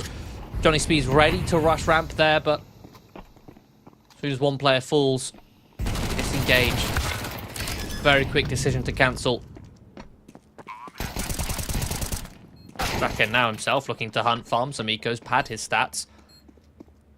Actually gives up the rifle in the process, and Rolf, very messy. Suddenly, Wallen's in a 1 versus 3. This was USPs for Viperio. Johnny Speeds, I was just praising them on their quick reaction to take the A side, but they've all just started hunting. And Wallen is locked out. Dest is sticking this bomb. Wallen can't deny the flames in the way. Doesn't he know the bomb? Now defused. Full USPs, and Johnny Speed's thrown away like that. Lack of discipline there. Again, as I was just praising them for seeing that it was a stack, for cancelling that ramp rush. In the 4 versus 4, they take the A site for free, but then they fail to set up any sort of cohesive post plan. They start hunting for weapons, for kills, for ecos, and they end up giving the weapons to Viperio.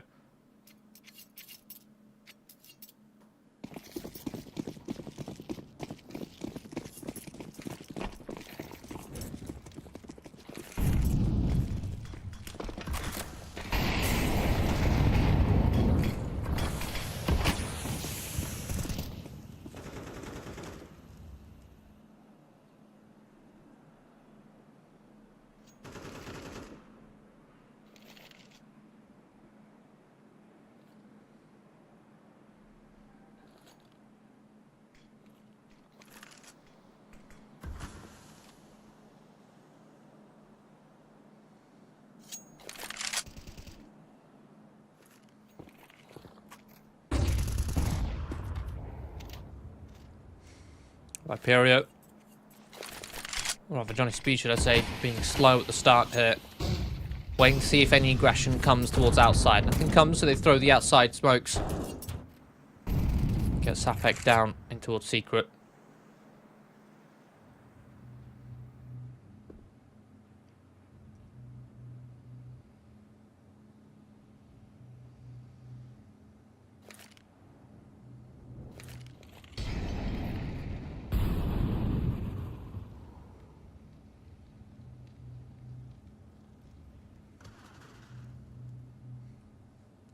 Sopex starts to apply a bit of pressure down towards low, and in fact gets himself in towards the vent.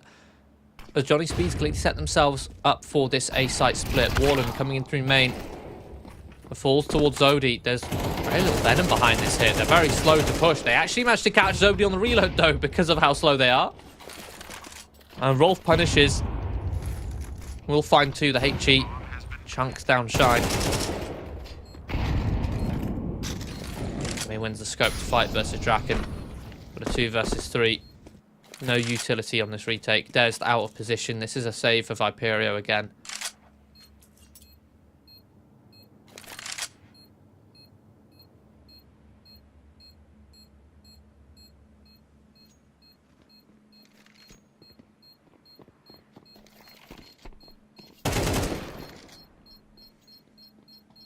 Dezd actually looking for some exits here. Find 2, and even the third wipes all the Johnny Speeds players off the board at the cost of his own life, though. The bomb explosion radius very large here on Nuke. So it's costly for Johnny Speeds. They have to fully reinvest here. Viperio going to be trying the same, but they don't have much funds to work with for it. Therefore, they're going to be taking a tactical pause, see if their coach Pap can impart any wisdom.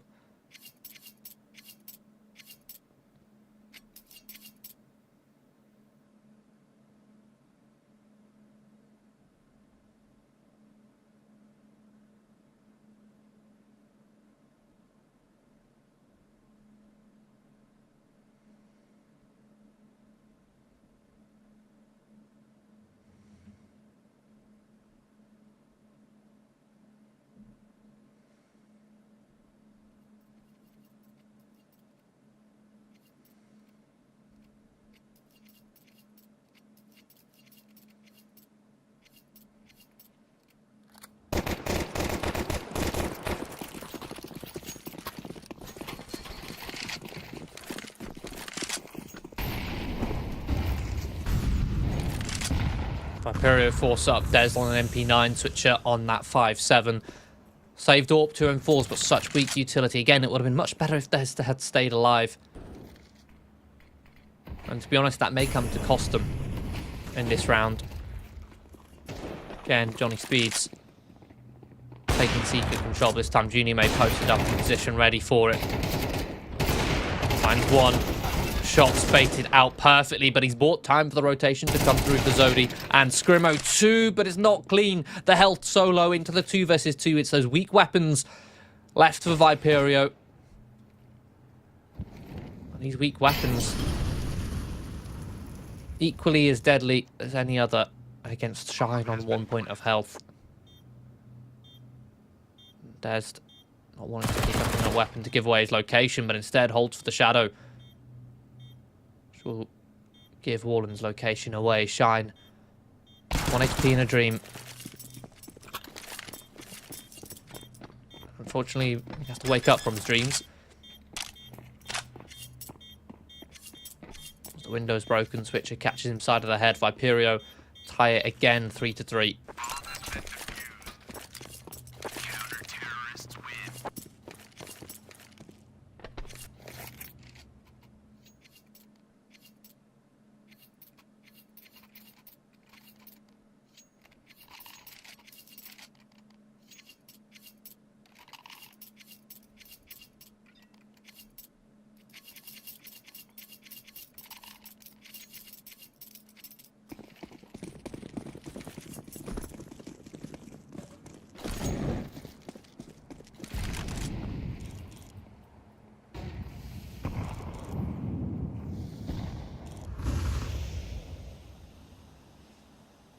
Johnny Speeds forcing up. Couple Galils, couple Tech 9s and a Mac 10 to see what they can find in Dez. This is them in the smoke. Messy spray, easy trade. Another rifle to be picked up now. Johnny Speeds.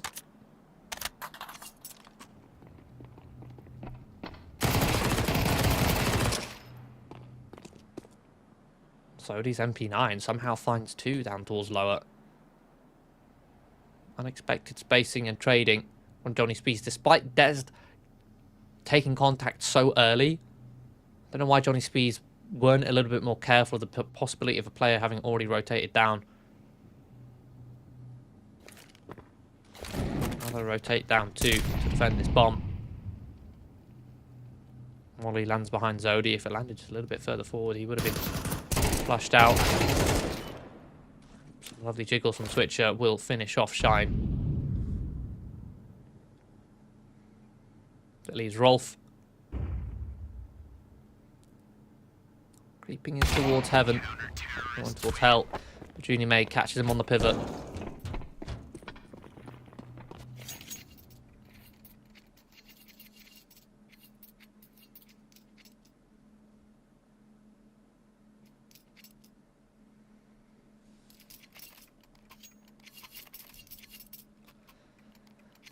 So finally, Viperio have an opportunity to fight against the eco of Johnny Speeds.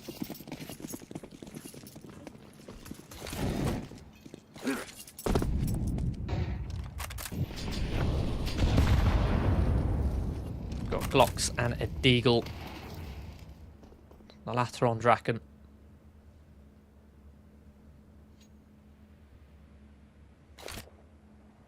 Scrimo spots the shoulder in towards Hut. The molly baited out. Perhaps Sapek's intention in the first place.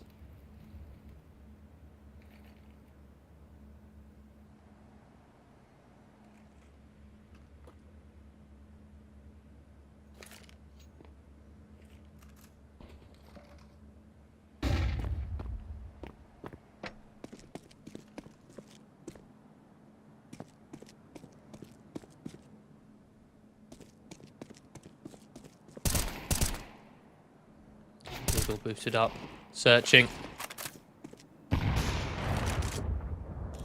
See what it can find.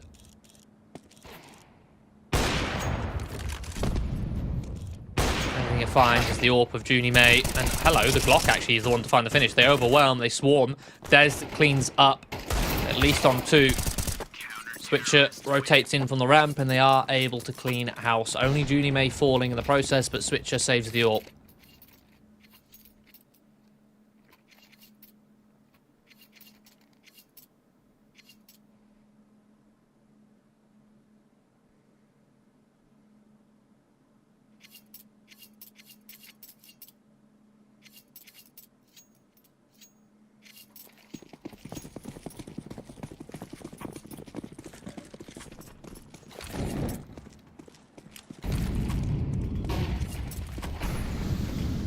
Johnny Speeds can investigate, but again, there's compromises in there. Draken down towards the Tech 9. Economy management struggling. We're setting up for an early topside pop, but Johnny Speeds shut down in towards the choke point. Zodi, Junie May playing inside. Up close, ready here towards lobby. Leaves Draken with this Tech 9. Junie May will finish him off. Viperio, a nice setup, countering that pop.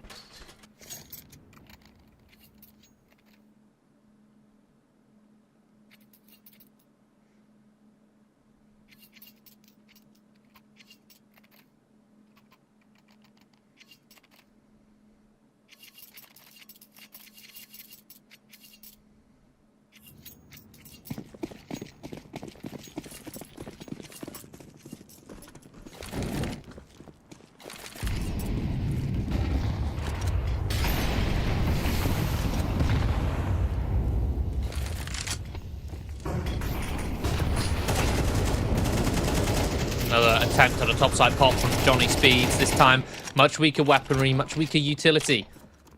And again, they are shut down. Viperio not blinded, unfazed as they hold down these choke points. Draken with a picked up AK does plenty of damage, but the trade comes through. Now it's just Shine. Locked in towards Squeaky and now down in the dirt. Viperio collects 7. They're storming away with this half now at this point. We did start with that early back and forth. It went 3-3. Viperio have definitely established themselves here on their CT side of Nuke.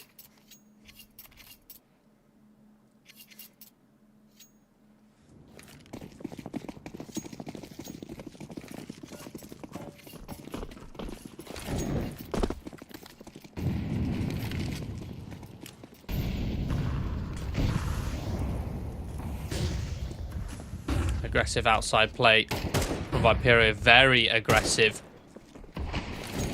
Pushing beyond the threshold of Africa. Wrapping underneath the silo.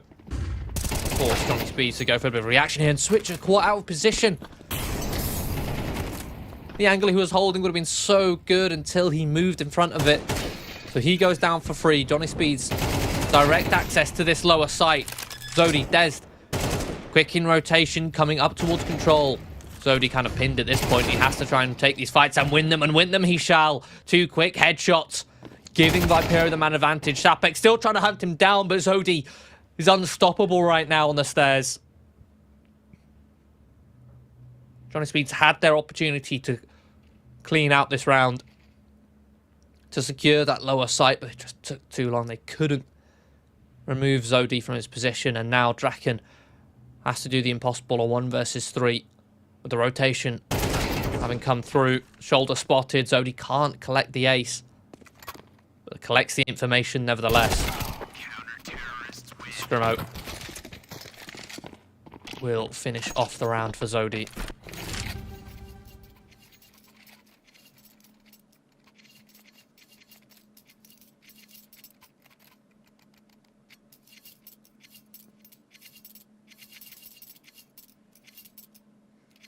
Eight to 3.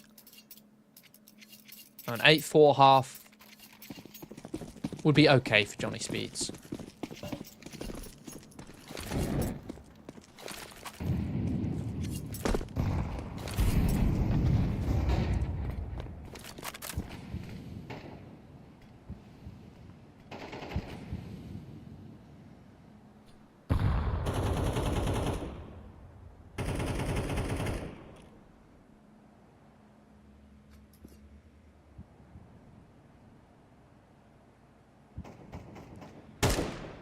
Nine 9-3. If Viperio are able to secure a 9th, this would be a very poor situation for the Swedish team. Sapek will actually find Juni May. Wins that fight up against the Orpa, and Sapek's going to take all that ground off the back of it.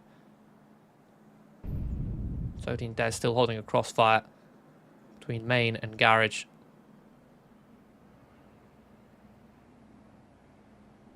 Johnny Speeds look like they're about to pounce, creeping in.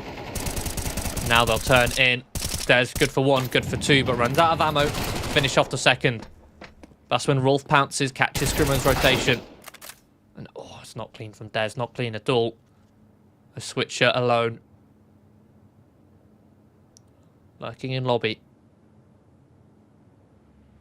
Johnny Speeds, 30 seconds on the clock to grab this bomb from Main and look to go for a plant.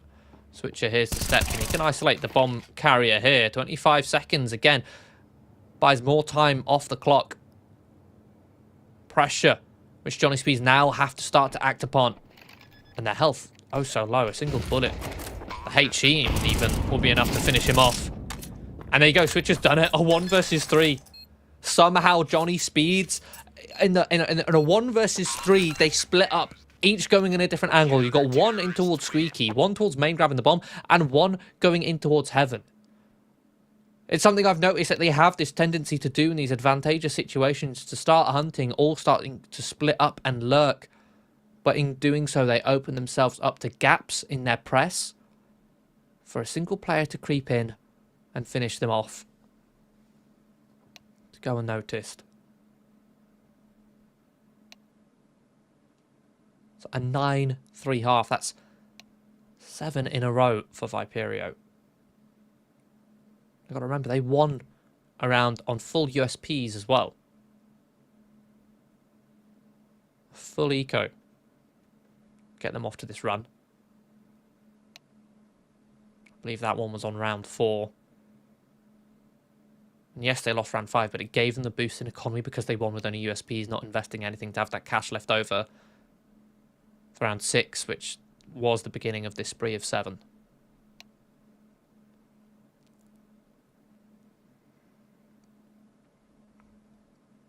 Again, we mentioned the lack of impact Draken would likely have here on the T side of Nuke, but it's the CT side where he'll be able to find it. But that's if he's able to get up onto the orb, get up onto the weapons.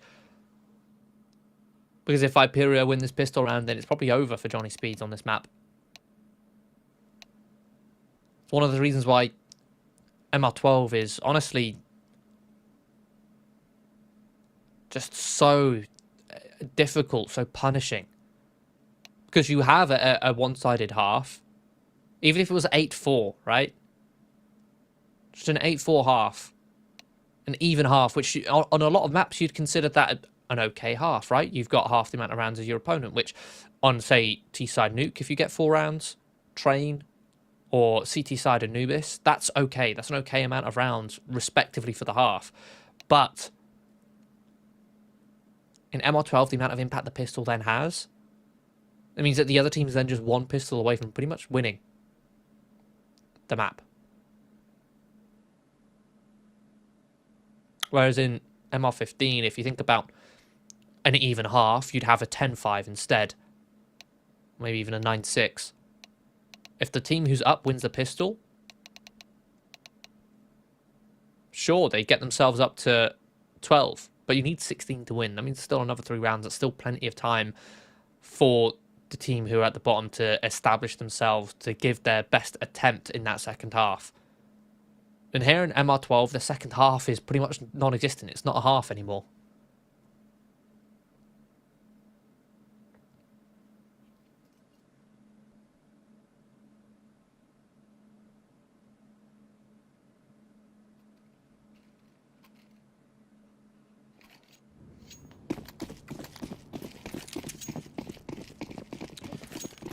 And so the final pistol round begins. Sapek on the Julie. Shine, smoking a flash. Viperio searching outside Unime. Raid boss with the P250. He'll win that fight initially, but Draken, oh my goodness, Draken! 2 quick taps to find the first, and then lines up the second 2. Oh my goodness, Viperio absolutely shut down and decimated down towards the ramp. Let's get that on the replay. Oh, tap, tap.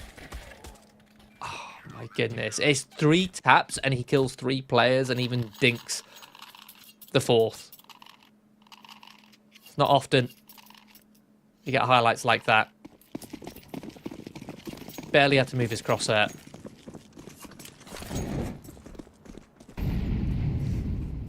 Maybe that will give the wind in the sails for Johnny Speeds.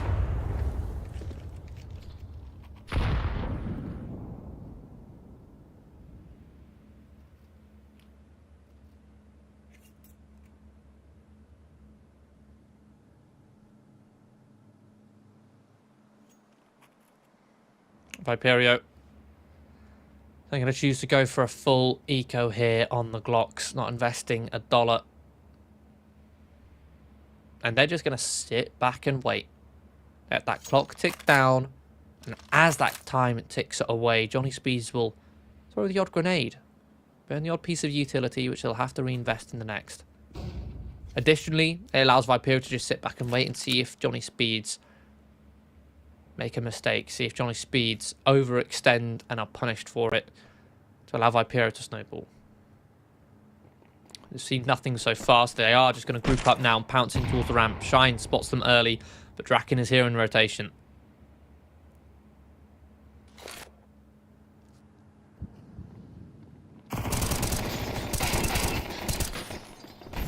Oh, hello. The Glocks land a couple dinks. Draken kept honest. In fact, they're going to chase him down.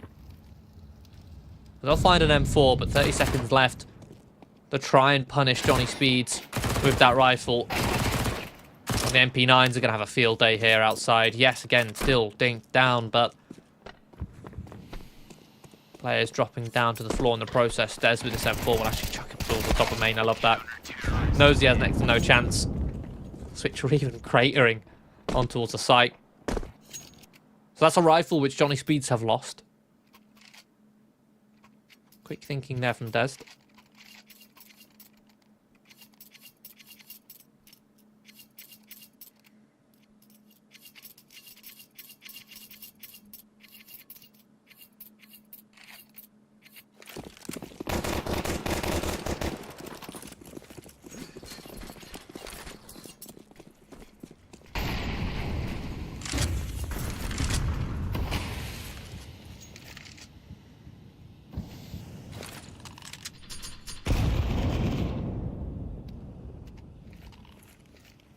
Nice early HE there.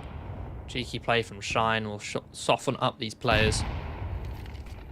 Allows his MP9 to be that much more useful. He'll mow down 2 before dropping. Happy to disengage with that. We'll just jiggle towards lower ramp, ready to drop an incendiary upon first sight.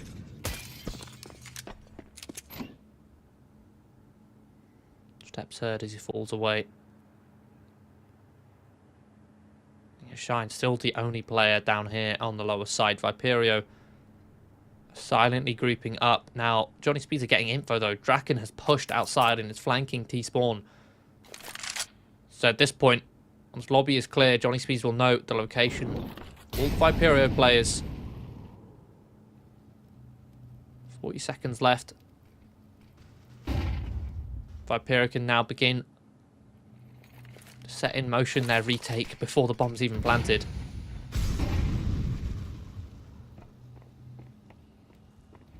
Sapek rotates down to join Shine. Shine still just playing with the incendiary, looks to just deny that bomb plant, drops it in. The flank now activates, coming in. And Shine will collect a third on the MP9. Viperio. No mistake presented by Johnny Speeds. That's kind of what Viperio were going for there in that 3 versus 5, just sitting, waiting for the rotations, waiting for the push. And a push did come, but it came where they least expected it, in the one place where Viperio were least likely to punish, which was that outside push coming through T-spawn.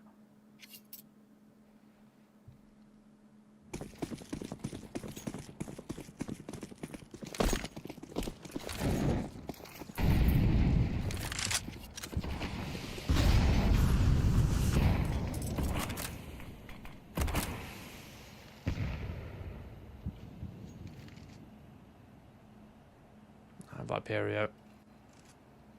Pistol careful up by, they're going to be working their way behind these smokes. The HE blows it open and it isolates these players, but Draken swings for more. He gets the taste of Dez. He's hungry for some more Viperio players, but is punished by the fact. Switcher, looking out through the squeaky smoke, will find another frag. So 2 versus 3, and also an M4 now in the hands of Zodi.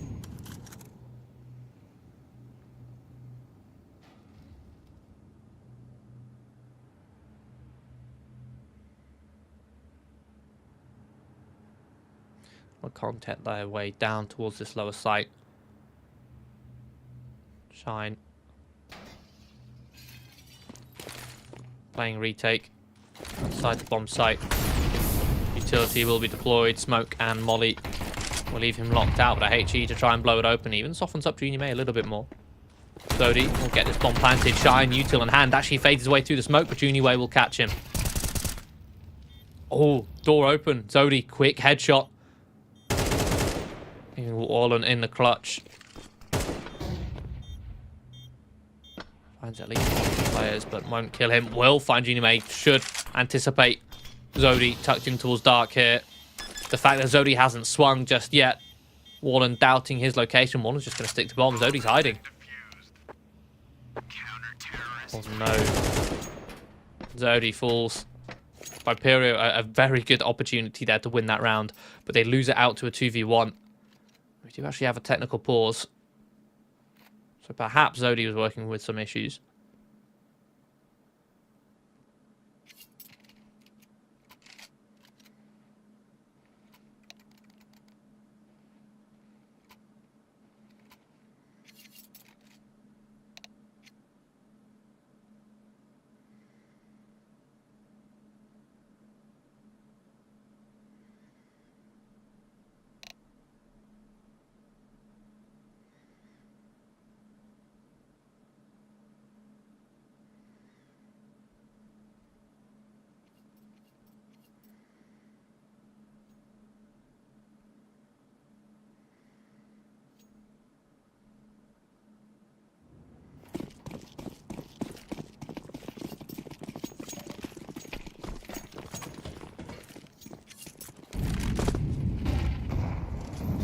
Draken now finally with the AWP. The big green scoped up towards outside. Searching for an opening pick. Dez will be hiding behind the cover of these smokes. See if he can find his way down lower. Dodges the first HE easily enough. The second HE blows it open for Wall and not ready for two players to be sat ready for him. Vipero now accelerate towards lower.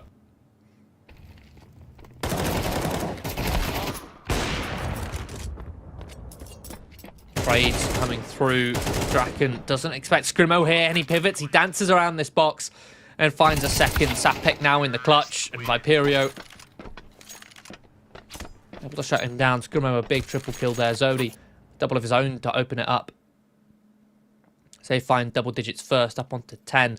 Johnny Speeds now economy, starting to show some cracks as they force buy into this one. Walling on towards an MP9, 3 M4s and an AWP, but only Rolf is able to afford a full set of utility. Beyond that, they have 2 smokes and a HE.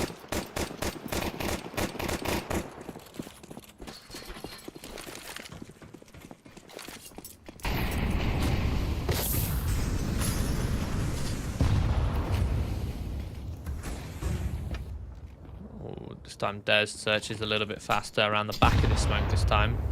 Looking to see if he can punish Wallen blown open the smoke. In the meantime, Draken with the AWP has found a pick onto the lobby lurk of Switcher.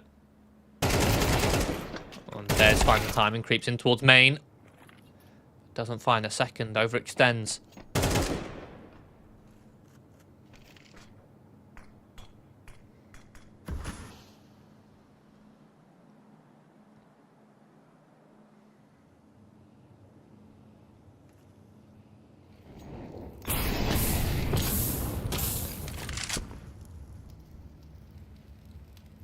Has to duck out of that. Tagged by this molly. Johnny Speeds are ready to crunch lobby. Viperio don't have a very strong setup for this. We're relying on Scrimo to get the multi-kill. But 2 is still not enough as Junior May's in the clutch. 1 versus 2. One being coveted, protected. Misses the quick scope. Shine finds his 8th frag. I believe at half-time he may have only had 1. So he certainly picked things up here in the second half.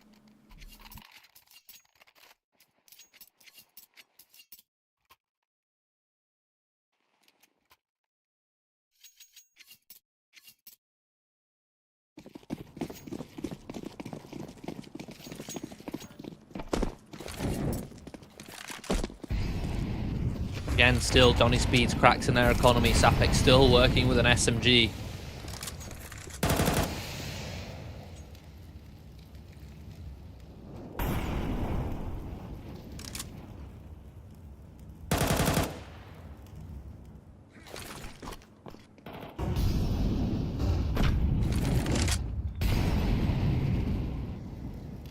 Well placed incendiary from Shine there, reading this push perfectly. Vipero trying to fake a top site hit to pop on towards ramp, but Shine stifles him in their track. The flash comes through. Draken will look to try and hold, will pin that cross and even finds 2. Gives a 2-man advantage and Shine just happily gets out of there. Knows that the priority for him is to stay alive.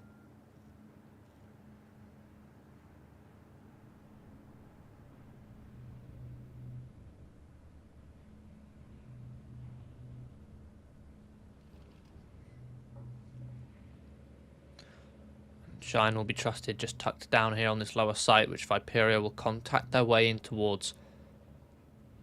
A decent little off angle. The question is he cleared? Yes, he is. Zodi checks it. Will be hard cleared. Smoke deployed towards the site. I'll actually plant for single, leaving double open. A 4 versus 3. CT still the advantage on this retake, and they have control of all the extremity of the ramp soon to be taken. A flash comes through. Rolf lands a beautiful transfer with this M4. It's Junie May with the AWP against the smoke.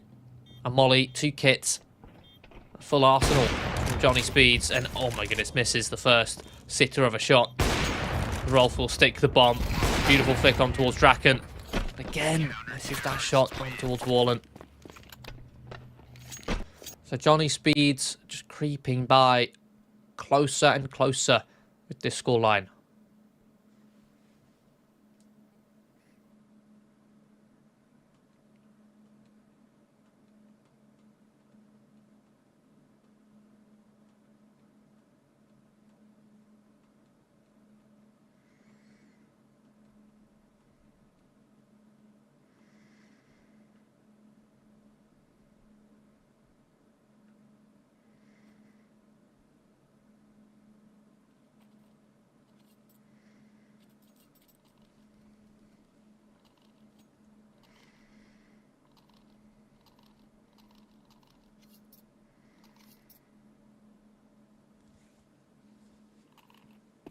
With how close these rounds have been, Johnny Speed still haven't built up much bank. So again, there's still an MP9 in play. Not like it's hampered them too much these last few rounds, but the back and forth, I say back and forth nature, with Viperio's money starting to wear thin now as well. Kind of evens out. Viperio lacking utility. Prioritizing AKs over Galil's. Wallen throws open the smoke. Throws his desk, tags him down to half HP. Information. Onto Johnny Speeds.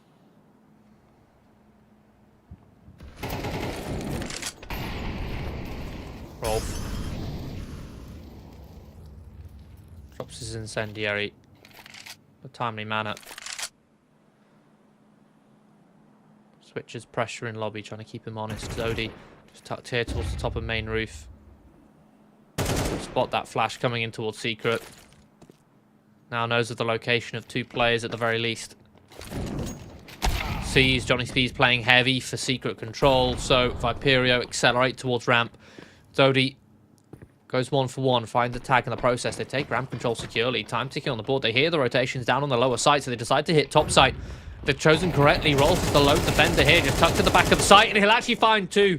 Continues his transfer, still alive, still kicking. Eventually, Screamo is able to finish him off. 2 versus 2. Backside in Viperio's control. They'll get this bomb planted. Switcher holding from the heavens. Shine and Wallen rotating in. Shine caught, jumping up and towards Tetris at the worst timing ever.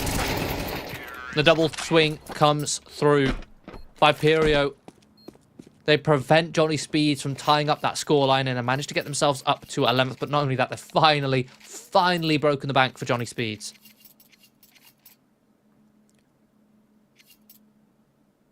Again, it goes to show the issues with the economy here in MR12. But how punishing it is. The CT's won, what was it, 3 rounds in a row at least? They lose 1 and immediately on an eco. And it's not like they lost way too many players on those rounds. Often surviving with 2.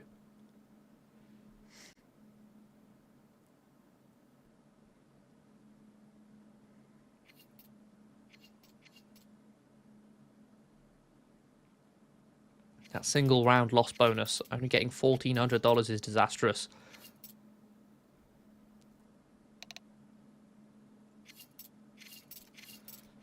We do actually have a technical pause.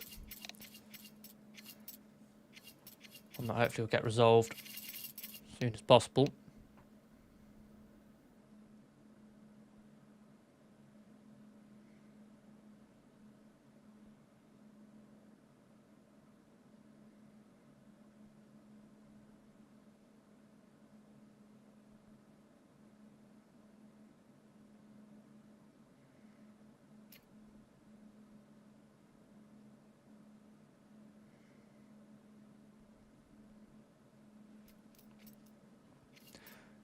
The question is, what did Johnny Speeds bring to the table with this investment?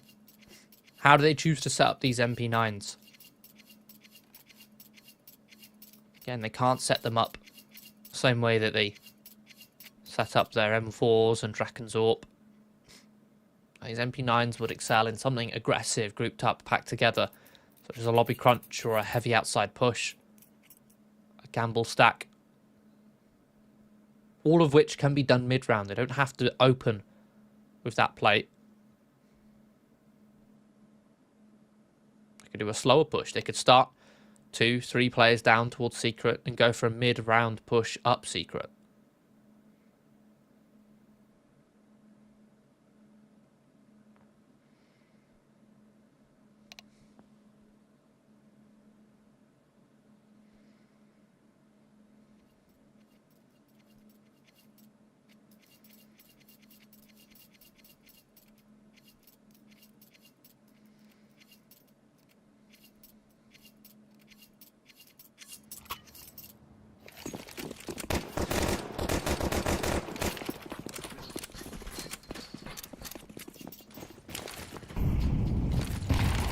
Question is also, how do Viperio react once they are able to identify what sort of investment Johnny Speeds are working with?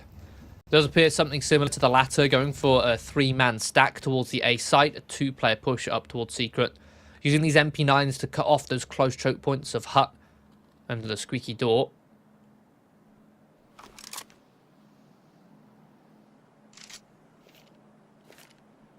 And the push, perhaps not coming through. Perhaps it's just the two-man hold here in secret. A decent counter. Should Vipero choose to use the smoke, of which the second row they have just thrown.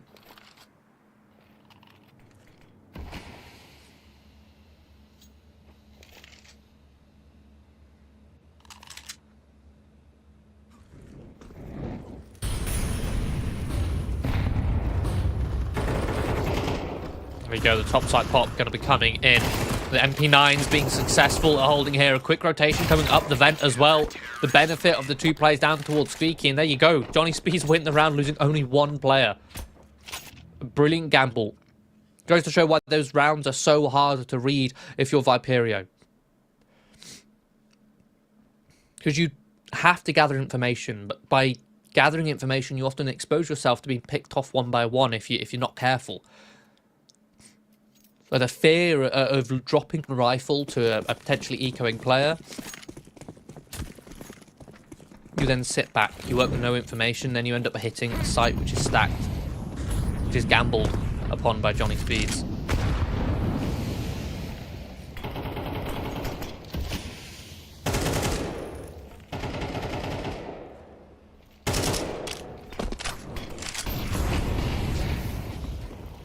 Viperio setting themselves up for this time a bit of an earlier site pop.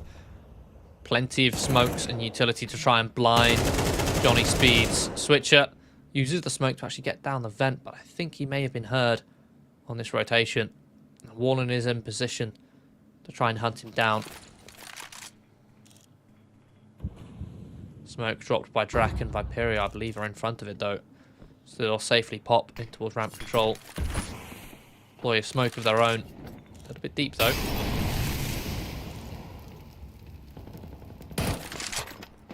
They accelerate down towards lower where Shine is left split.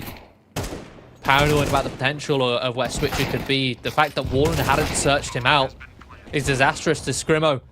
Finds two very quick kills. Draken and Rolf likely left to save here. Forfeiting map point. Not even map point, it's match point.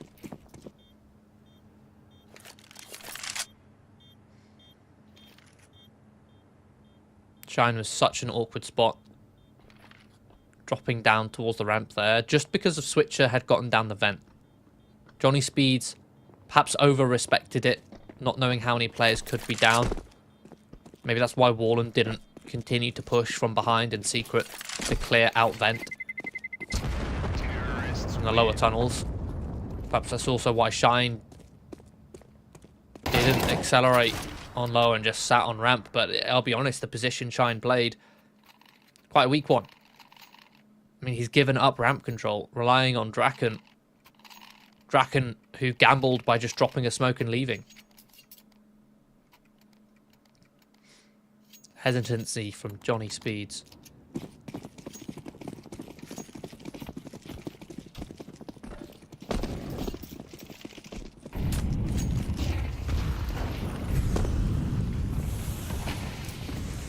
There's going to be getting down the smokes with pace here, safely in towards secret. Actually, say safely, down to 10 HP.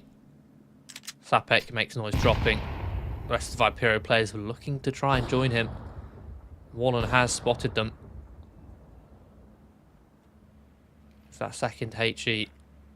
So with that information, Johnny Speeds are going to rotate down.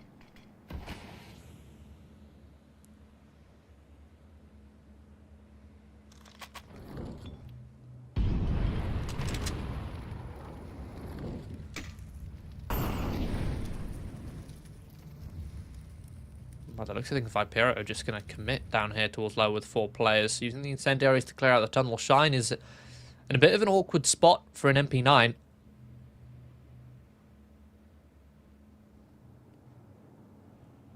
Switcher looking to try and hold down the flank, hold down these vent rotations. Squeaky door open. Smokes, flashes, Shine still up here on the top side. Spam comes through. He is hard cleared with that ranged MP9. Needs to be crisper than that. Draken on rotation. comes through on the ramp and will pick off one. Sapek catches Switcher, holding for that lurk, so a man advantage now for Johnny Speeds. Health low on these Viperio players. Des tickled by the Flames, pushed in front. The Flames will actually finish him off. Scrimo hiding place caught. Messy from Zodi, not clean at all, and Sapek will punish, leaving Scrimo in the clutch. Shadow spotted. Will find one, but the trade imminent. Johnny Speeds will collect 11. Viperio just losing too many players once they pop on towards that site. There's only one player for them to really deal with, and that was Shine. They dealt with him cleanly, but post that, they fell like flies.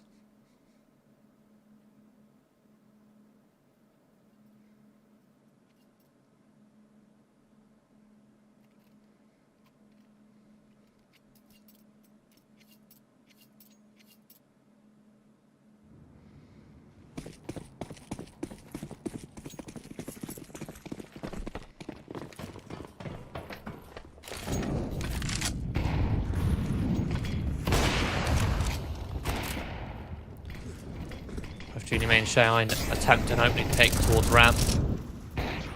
Shine disengages. After hearing the orb being fired off.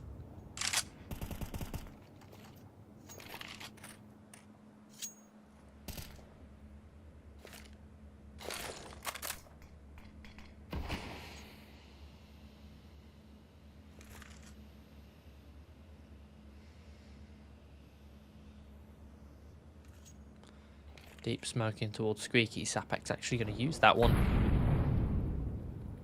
to clear inside.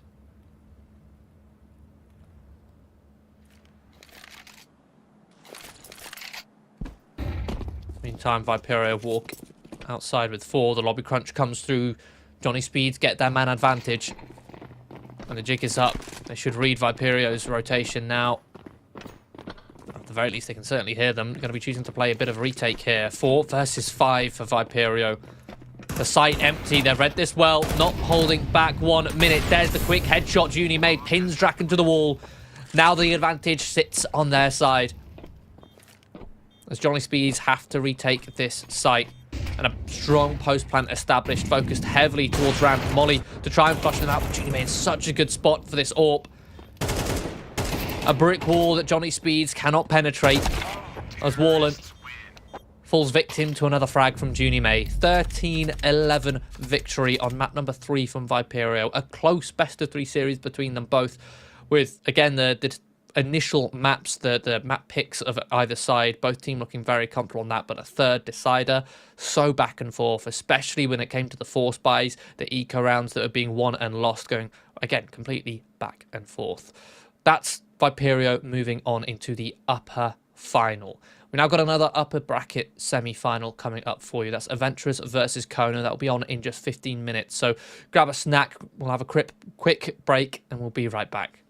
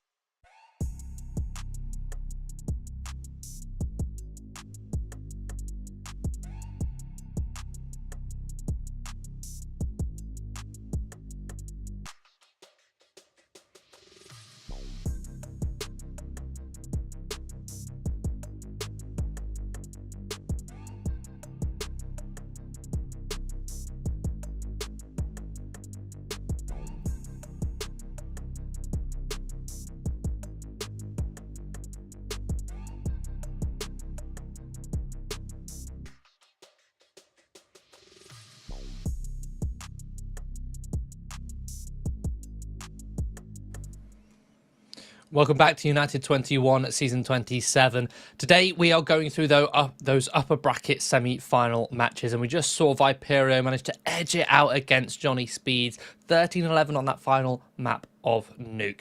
And if that's anything to go by, then we're sure in for another banger here, with the other upper bracket semi-final being Adventurers versus Kono. Now, both of these two teams, again, had relatively close games in their opening round of the upper bracket games. Adventurers managed to beat out Leo 2-1, which was a very back-and-forth game, with the exception of Dust 2 as that final decider. The first two maps, though, went pretty much all the rounds. Then Kono, they managed to win it out over Lasercats. Again, close games, one game even going into double overtime, with lots of back-and-forth action between the two of them. Now, if we want to have a look at the veto, we can see what battlegrounds these two teams will be playing on. We've got the Anubis and Inferno bands coming through, Mirage and Ancient picks. These make sense. Mirage is the first pick of Adventurers so far in all their HLTV adventures. Ancient, the first pick of Kono in the majority of their games as well. Train being banned out, Nuke being banned out, and a Dust 2 decider. Now, if I'm Kono, I'm going to be a little bit apprehensive here because of how good of a performance Adventurers were able to put up on Dust 2 in their opening match against Leo. Now, Kono are no strangers to Dust 2. I've seen the core of this team play that map many times. They love to play nice and slow on that D side, punishing any aggression that comes through. And looking at the Adventurers lineup, the likes of Waro2k, Haji, Laonex, Ona, and Kios, it's likely that we are going to be seeing some of that aggression. But we'll find out first on Mirage, the map pick of the Adventurers, as they get to start on the T side. Kono choosing CT side to begin with. We're going to have a double dualies dropped over for Zogan and Soltovsky. Soltovsky, the player to watch out for on that Kono side, by far the highest rated player in the previous best of 3 that they played here at United21. And he's actually in a prime position for these dualies to get activated, tucked in towards the balcony. Adventurers setting themselves up for a bit of an A-site hit with a Palace pop with 3 players. Soltovsky taking contact early on, domes Kios, but I can't help but feel if he'd waited, he would have got some players with backs turned. But it baits in Zogan. I was about to say perfectly, Zogan. Caught sleeping there, Sved your head. We'll mow down a couple. Hamster. And 1 versus 2. Rotating in towards CT, bomb planted. Oh, single bullet. Finishes off Fake Reality.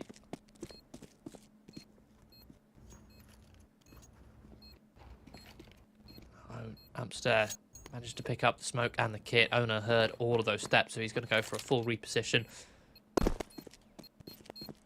Wait a minute. Did he think he was trying to hunt him down through jungle? Either way, smoke dropped on towards the bomb. A flash deployed, Owner actually fully blinds himself. Amster's just going to get a full defuse off. Owner shooting way too far to the right for where the bomb is actually planted. So Kono will successfully retake Amster with a 1 versus 2. Coming into that series.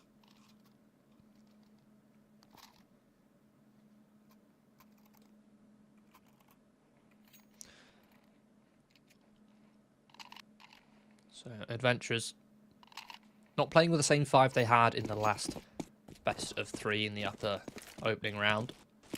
Svedi Head and Fake Reality playing in place of Haji and Laonex, some lesser experienced players. Let's see what they can find. Svedi Head, good for 1. Zogan will find a double kill of his own. It's a 3 versus 3 after that initial brawl in towards middle. Now up onto these extremity players. That of Owner, but a 2-man fight. Kono taking fights together. Some good team play.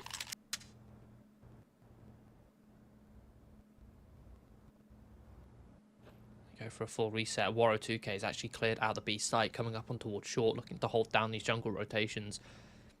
1:10 on the clock. That's plenty of time to play with. Kios will creep in towards the A site with the bomb from Palace. I'm not sure if Waro heard the rotation of these players, but regardless, he's going to be held for CJ.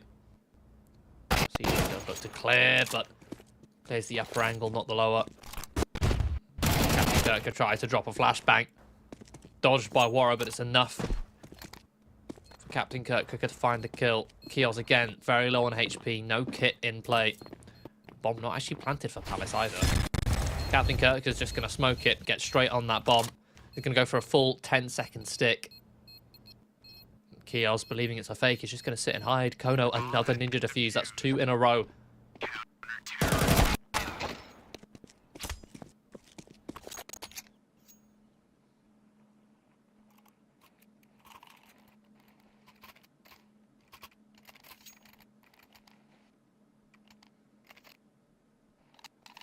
Bomb plant does give adventurers another opportunity to buy, another opportunity to invest, to get an even stronger investment out on this one, actually. With that extra added round of loss bonus. Kono just about scraping by. Going to be a 5-man swing towards the top of middle and a clean shot from Zogan on towards Fake Reality. A quick headshot and he gets out of there. But Soltovsky won't be so lucky. He'll fall victim.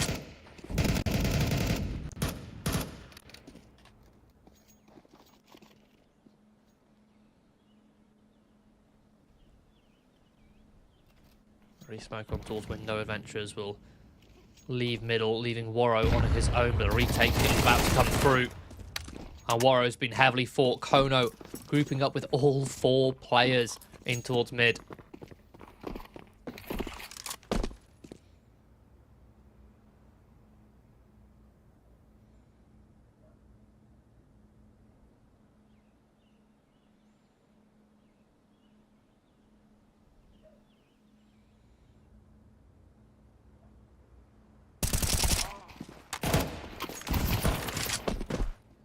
Creep back into the middle, seeing if Kono had vacated it. They still had eyes, and Adventurers are just falling in towards the trap here. And CJ, and MP9 will actually find a killing blow.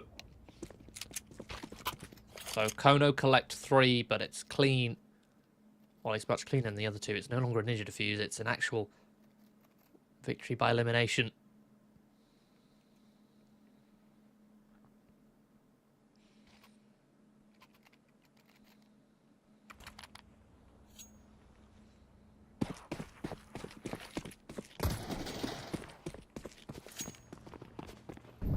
Somewhat worrying for Adventurers.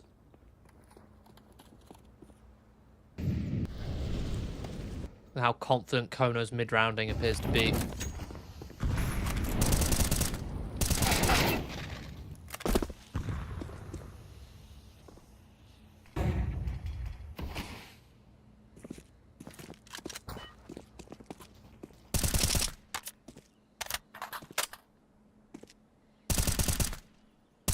For 1 in towards middle.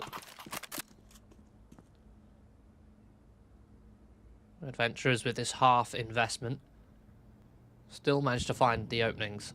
Getting Svedja head into a very deep position. The question is, what do Kono do here with their mid-rounding? The last round was very impressive with the 4-man take of middle. Now they're just going to be sitting in vanilla setups, and it gets picked apart as Adventurers just fall up towards connector. Trades back and forth into the 2-on-2. Owner a deep swing on towards CT. Catch Amps there rotating. That leaves Soltovsky with 14 points of health, and he's going to elect to save. With the ninja diffusers at the start of this half, Kono haven't had the opportunity to build much bank. Soltovsky's actually coming in towards ramp. Oh, and turns away. The last second. And Warrow only needs 1 shot to finish off Soltovsky.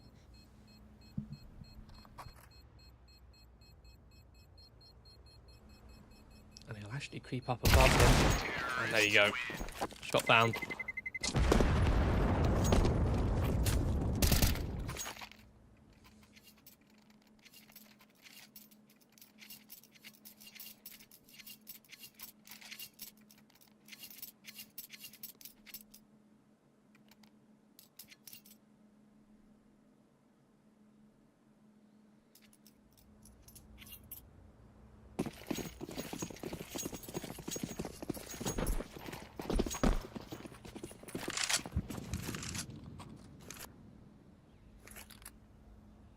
Kono. Going to be going for a force buy here. We've got a couple 5-7s, a Deagle, and 4 FAMAS.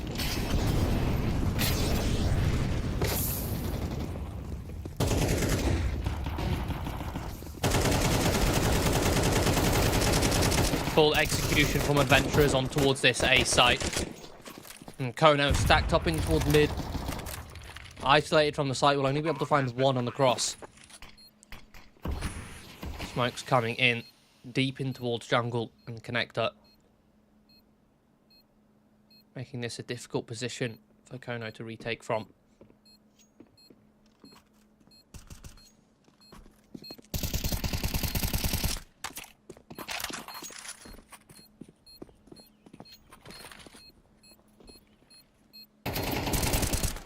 Kono will elect to go for the save. Amster sticks around for at least one kill.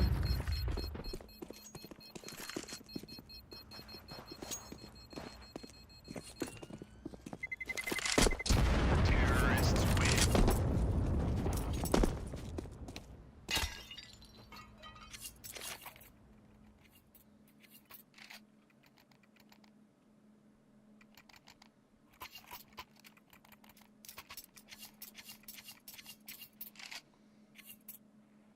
The thing is, it's only a couple pistols that were saved beyond Dampstairs M4.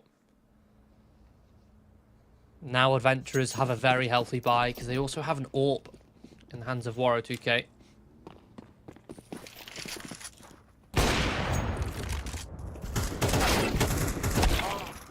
And Amster actually puts his M4 to good use. Suddenly 2 quick kills.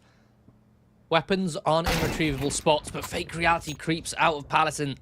Zogan peaks at the perfect time to pick up an AK. Suddenly, we're in a 4 versus 2. A 2-man advantage for Kono. And an extra rifle in their hands.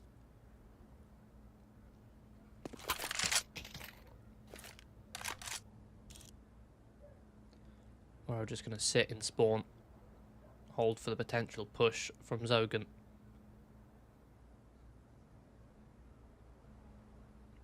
Lots of time on the clock.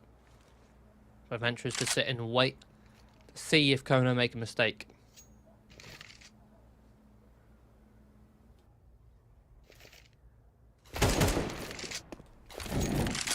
Spotted in towards window, but a smoke extinguishes the molly.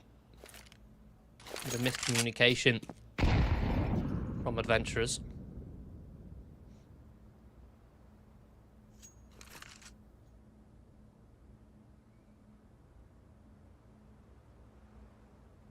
Seconds left. Again, none of the Kono players have presented Adventurers an opportunity to get back into this one.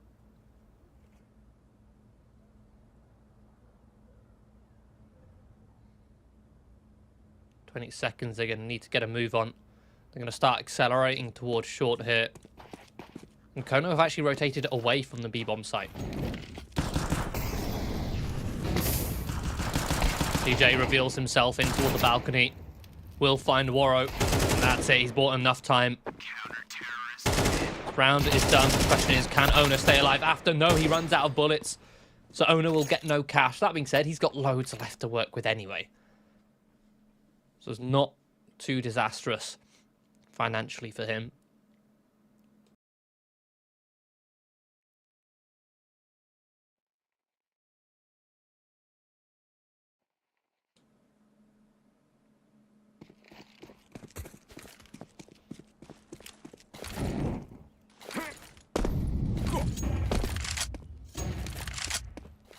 Oh no, now going to be going very aggressive in towards middle.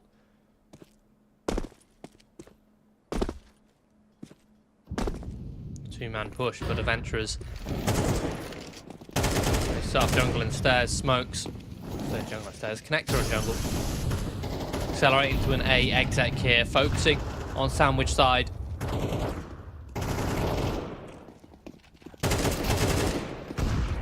Reality will find Captain Kirker. Connector smoke faded. Fake reality will eventually commit to planting this bomb. And the Kono players caught lacking. It's a really nice change of approach for the A execution, something which we're starting to see more often in towards the meta here on Mirage. Is for ages, we always saw the A execute was the jungle and stairs smoke. That's what you'd throw. Sometimes you might throw CT smoke, sometimes you wouldn't, depending on whether you wanted to take CT control as the post plan. Then as CS2 came in with the ability to blow open the smokes, we then saw the Ts use that to their advantage by blowing open the smokes and doing and fighting through them to fight the connector and jungle players. But now the CT's ready for it. They use their smoke. HE to blow open the jungle as their smoke. Get enough kills on the cross. Hello. Kono. It's time. The saved weapons forcing up. They get 2 opening kills in quick succession. As I was saying, that we're seeing more often now on the executes doing deep jungle and connector to allow the T's to fight in front. It's more awkward position for the CTs to open those smokes. But again, this back and forth nature, Kono go for another force buy with a couple saved weapons, and again, they find the frags to put adventurers into a disadvantage. The difference between a well-coordinated team and was essentially a mix of players at this point over on adventurers. Sovsky pins down fake reality. He's fed your head. Nice headshot to Amps there, but the flank will come through.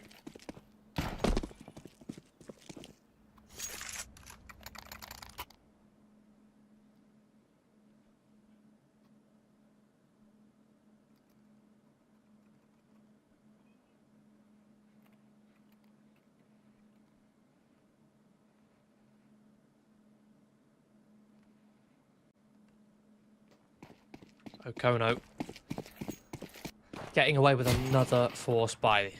Now they have the weapons in hand, but again, adventurers, this is where they're more likely to go for these set pieces. At the moment, their defaults are getting picked apart, even against weaker weapons. Their set pieces seem to be what they're going to have to rely on. Upstairs drops a lot of util here, searching for an opening frag, and he'll find it. Catches Kios. Utility will come raining on in. He doesn't have any counter utility to slow these players down anymore, though. Should have that early info. Nice little off angle and a pivot for a second. Almost the third. Lands the dink on the fake reality. And that's when Captain Kirk's rotation comes in just in time to clean up. Amps there. What a brilliant round. Finding 3 kills plus a dink. 287 points of damage.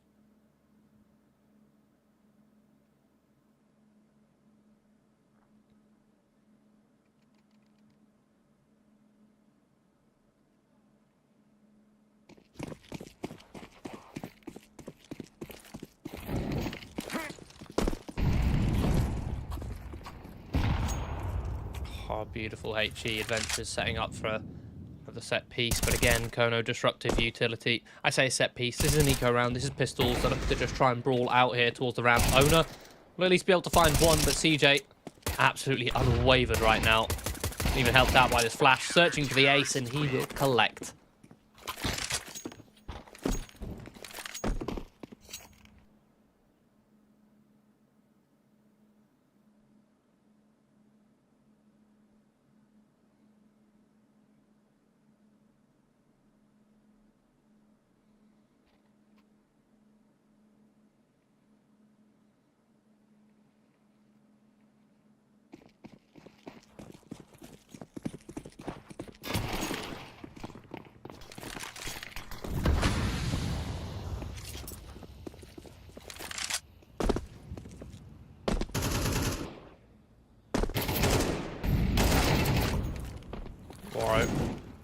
Punishes Zogan towards underpass. Kono getting a little bit complacent here, perhaps, with how successful they've been so far. Beautiful flash coming in towards mid for the double swing.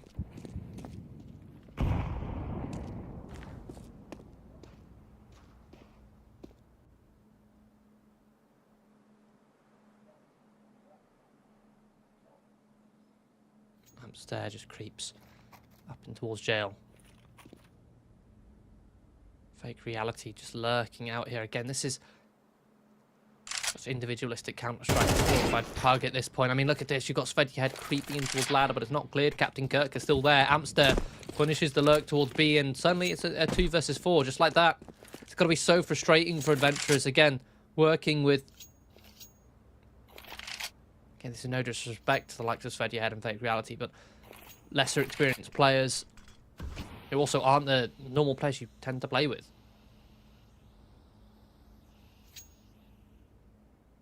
You're not going to have those protocols, those set pieces, those reactions, that chemistry built up.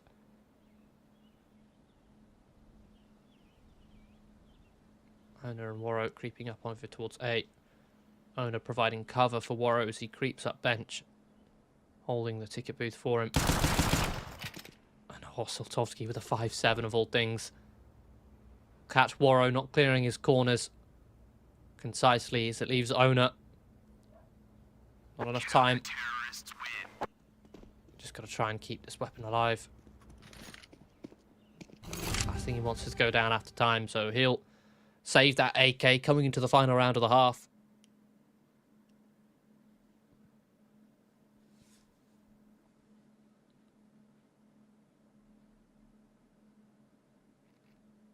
And I believe this is the first tactical pause for adventurers.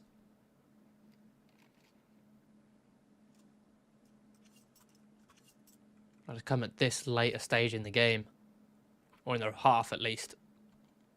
But again, this is MR12. This might be as well at the end of the half. Might as well be the end of the game.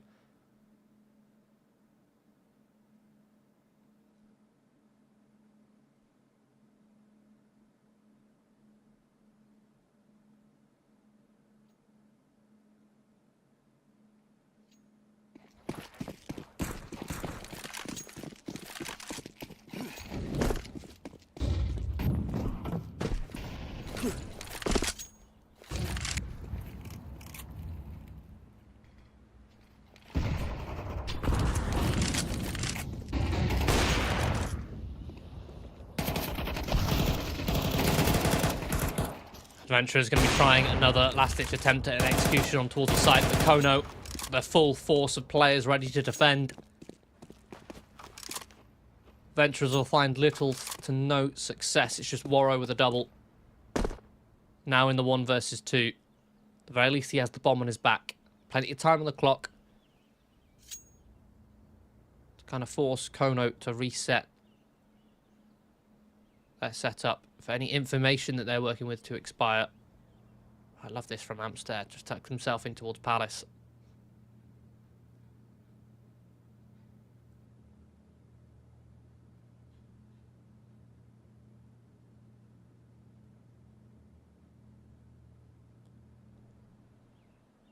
Kind of just playing one on either side.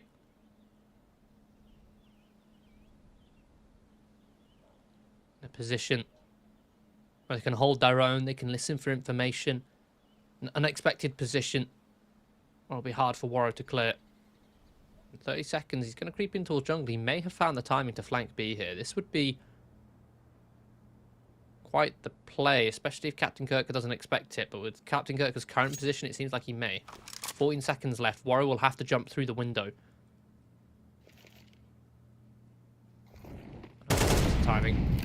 Shots fired, 5 seconds left. Captain Kirker will finish him off. 9-3. Kono looking incredibly dominant here on Mirage. He had a spree of 3 or so rounds there from Adventurers where it looked like maybe they could put up some sort of a fight, especially considering that the first 2 rounds from Kono were ninja diffusers in clutch scenarios, in 1v1s.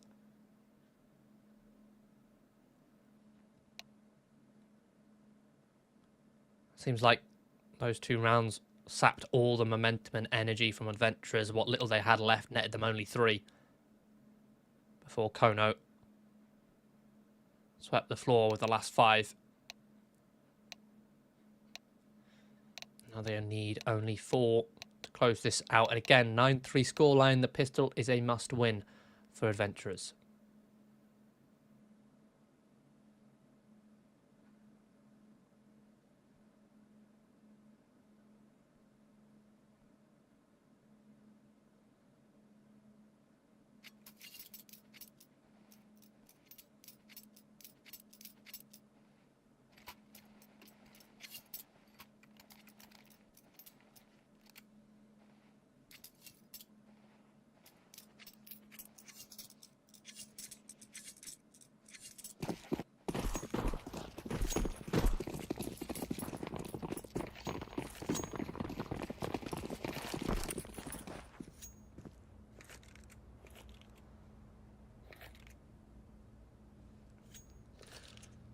Into the second pistol round. Soltovsky, smoke, double flash, 4 sets of Kevlar.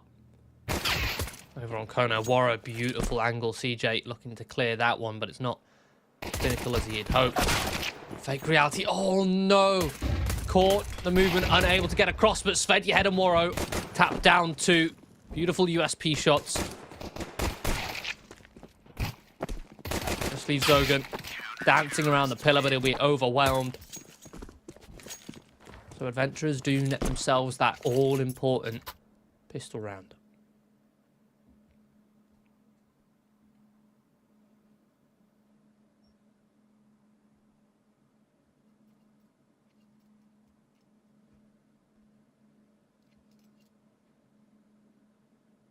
Kono, with no bomb plant, they're going to choose to go for an eco.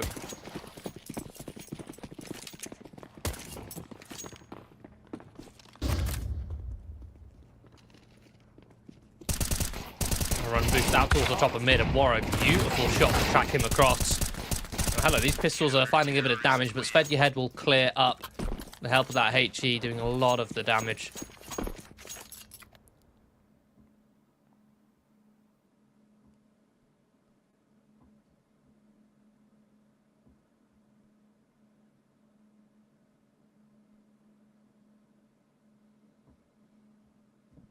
So Adventurers give themselves a respectable 5, but Kono now coming to round 15. This is where they have the full investment. This is where you'd expect Kono to go back to your regular programming from the first half. Ideally for Adventurers, they need to shut them down now.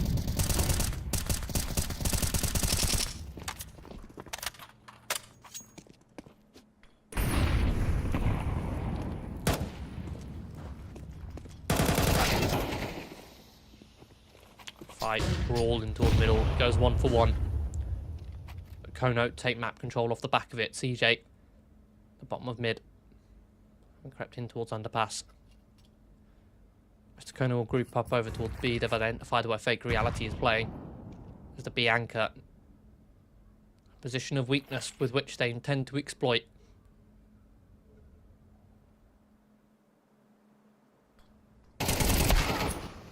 And there we go, Fake Reality creeps in towards the corner where Zogan has him held. So a man advantage now for Kono, and Svedjehed looks to rotate in. Oh, clears CJ. Looking for a second. A weak molly there on short. 3 versus 3. Soltovsky still with the utility, the smoke, double flash. It's only utility that Kono have to try and delay this assault on short. It's too late for him to drop the smoke now. Kios finds Zogan trying to dance around the site. Amster caught by Kios again. Bomb now tapped. Soltovsky into the 1 versus 1. Kios sticking this bomb, but he sprays way too far to the left. Kono giving Adventurers way too much room there. I mean, it's twofold, right? It's like you give them so much room to actually get into the site, but then they start giving them the fights once they're in the site. At that point, just tuck, let that time tick down. You've got 2 different win conditions. Stop them from getting into the site, or just stop them from defusing. Or, you know, let that clock off so that they don't have enough time to defuse, should I say. But they did kind of neither of those. And now Waro has a little bit of energy in it. The AWP finds the opening pick on towards Zogan. A jump there in towards ramp, I believe, heard by Kios. Communicate that to his teammates. Kono set themselves up for a bit of an A-site execution, but look at this aggressive play from Fake Reality. Pushing in towards TV, we'll be clearing that one out. Flash in towards ramp is perfect. Amster actually lands a dink on towards Kios, but it's a second frag for Adventurers into this round.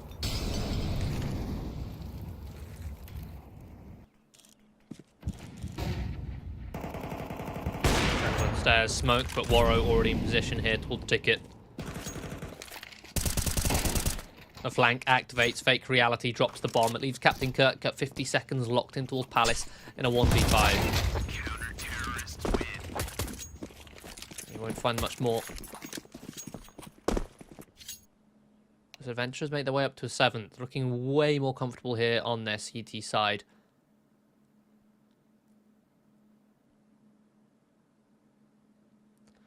Got a tactical pause being taken by Kono.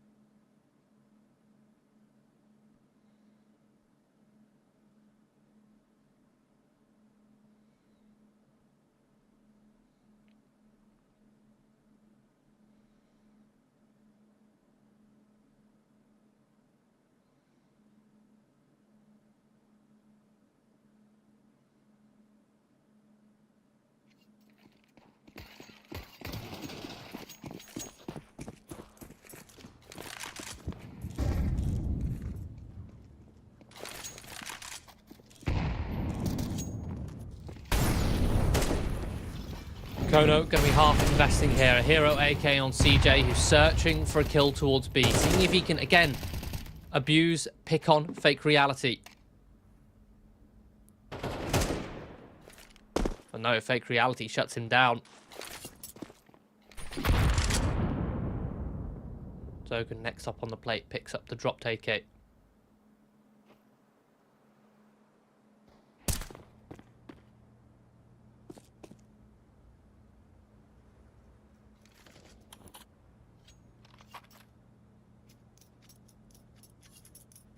An advantage over on Adventurers again. Heavy retake towards A. They're starting to shuffle back over now as Kono reach their way in towards middle. Smoke drop towards the top of the connector at a very apt time. Waro will find Amster through the smoke though. It actually gets all the way through jungle. Past Soltovsky. Step heard in towards connector. Svedjehead has to tuck here in front of the pillar. Soltovsky finally activates and deals with Waro 2K, but it's owner to find a double kill. Svedjehead can then pivot around. Only one single kill found for Kono.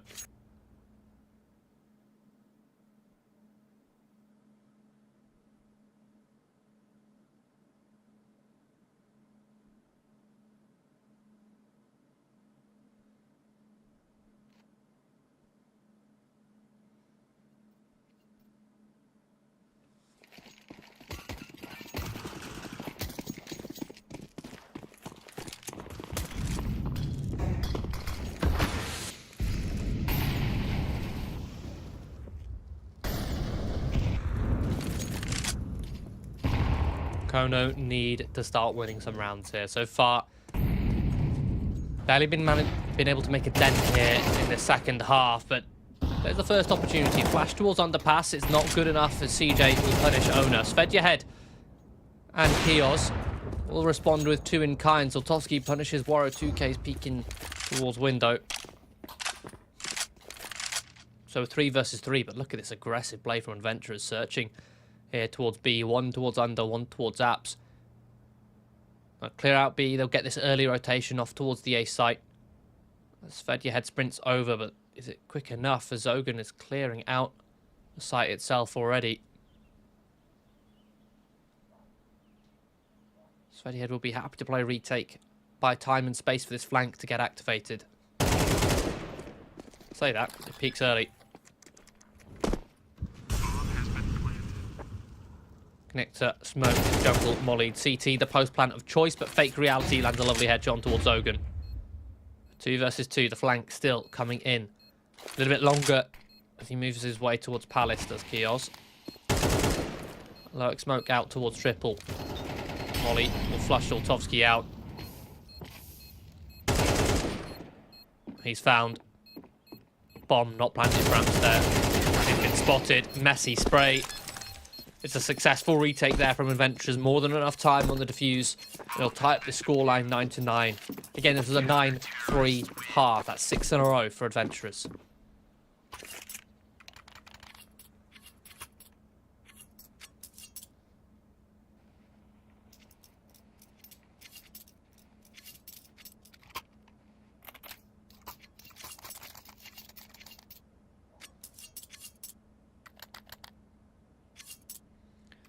Have a quick technical pause. Adventurers successfully showcasing why they chose Mirage, putting faith in their CT side.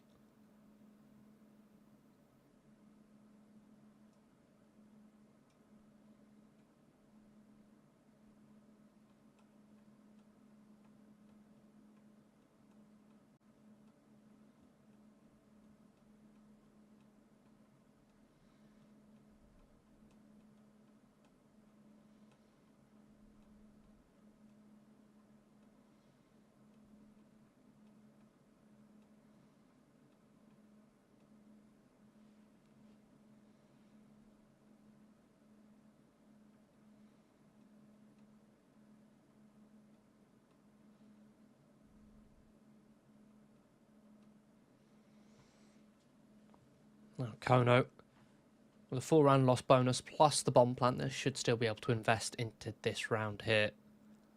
Adventurers, plenty of cash in the bank for them.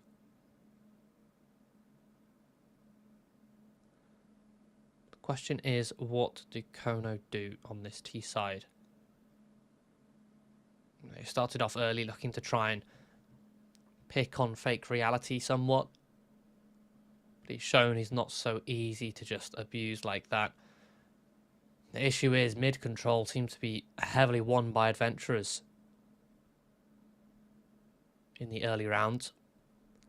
And when Kono fight for it, even if they are able to get the kills on the adventurers players, it ends up going into these 3v3s.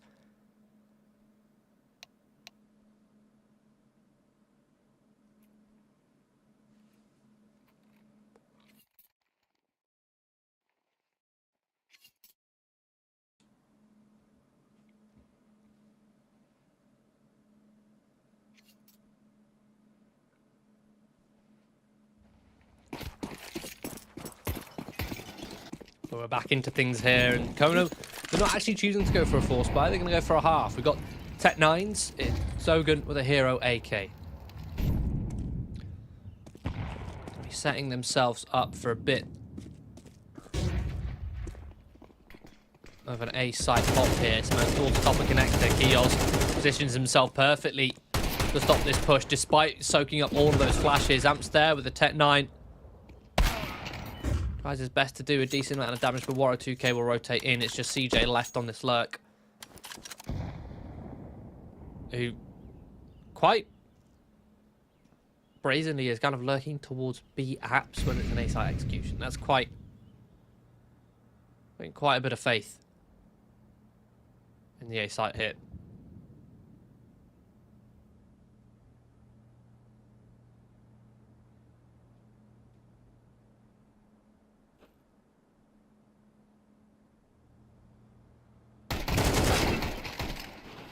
Eventually be found, but got a kill in response. Hunted down, pinned now in towards window. Molly will flush him out. And will find the frag. So Adventurers now in the lead. 10-9, they beat Kono to double digits, despite, again, this being a 9-3 at half.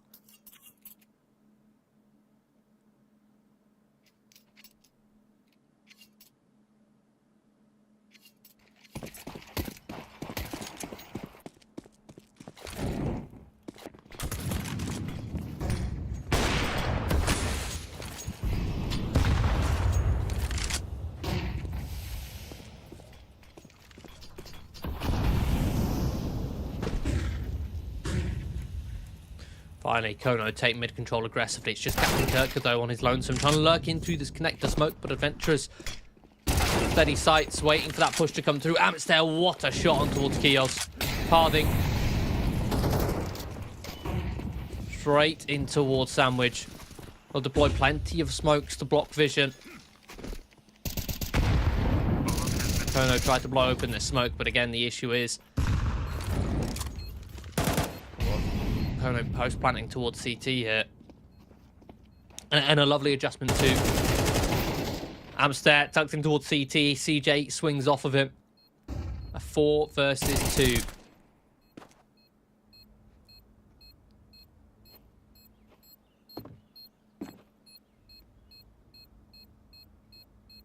Warrow, fake reality, have to book a ticket out of there to try and save. Ooh, fake reality just about. Clean shot towards EJ. But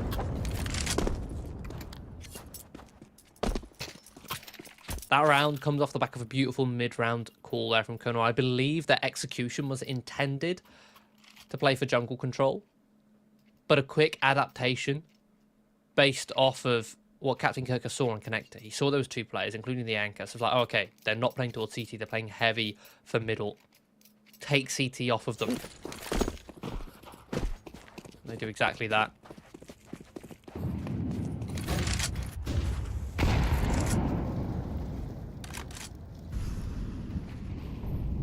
And now Adventurers make the adaptation. They focus towards the extremity, looking to walk in towards ramp. Kono shift 2 players in towards middle. Again, they see no fight. So the 2 ramp players fall back a little bit, anticipating some extremity control. And, oh, I say that. Kiosk walks straight in towards the ramp. Owner collecting names here, up on towards 18 frags. 4 versus 2, Molly will push back Zogan. The location of his last 2 players known. Beautiful shot from Zoltovsky, ready. That peak. Flash will come through, but Warrow on top of the balcony will shut down Zogan. So Adventurers stay in the lead here as they collect 11.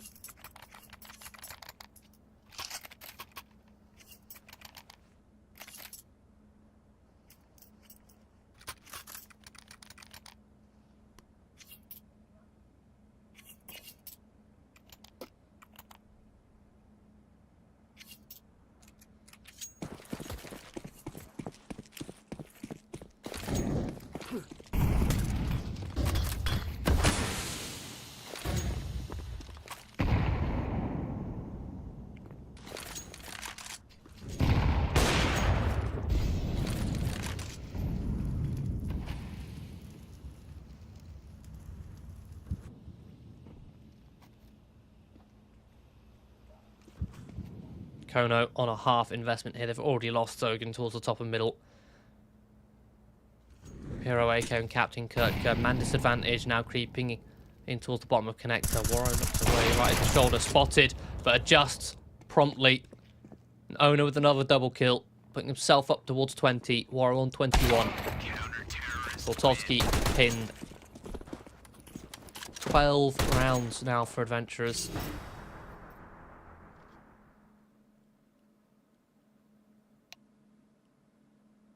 9-1 it's been in the second half. Kono another tactical pause, desperately needed.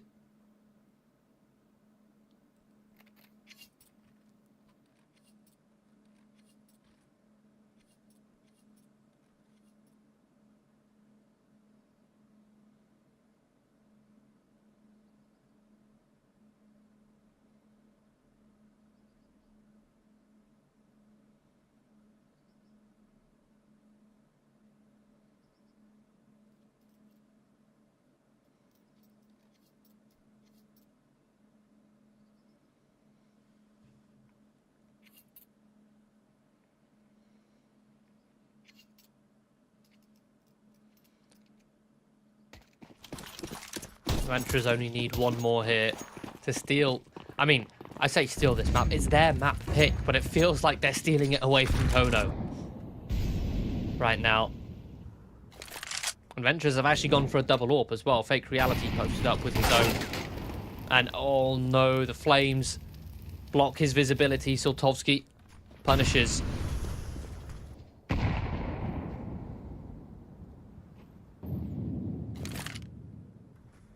An opening pick for Kono, something which they, again, they just haven't been able to work with or find throughout most of this half.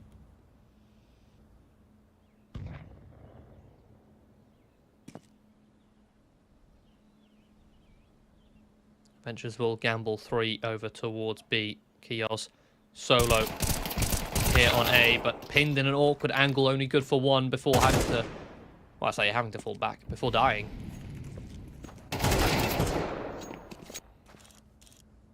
Kono will capitulate the Adventurers' hold. That leaves Warrow with more than enough cash for the final round. Should Warrow want to choose to go for this, which I believe again he should. We walk through the smoke in towards Ogan's crosshair.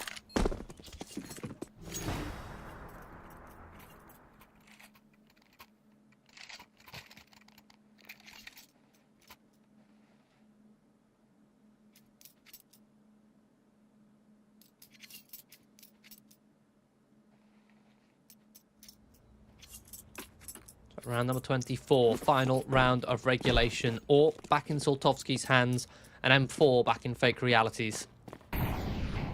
Seems like we may be having a very fast round here. Aggressive from Kono in towards the top and middle. Venture's the same. HE, Smoke, Molly. Kono will keep up behind the default. Smoke, the HEs will soften up. Captain Kirk, he falls. Ono with a double. And the Palace Lurk dealt with leaves Amps there. Process of elimination, likely coming underpass. He will be finished off. Adventurers do manage to close out their map pick 13-11 after a massive comeback from a 9-3 half.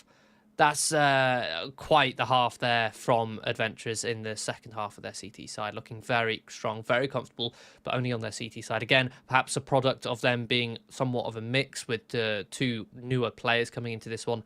But that's the first map done. We've got one more map coming up after this break. Well, I say one more, potentially two more. We've got the map pick of Kono, which is coming up in 11 minutes' time. So don't go anywhere. We'll be right back.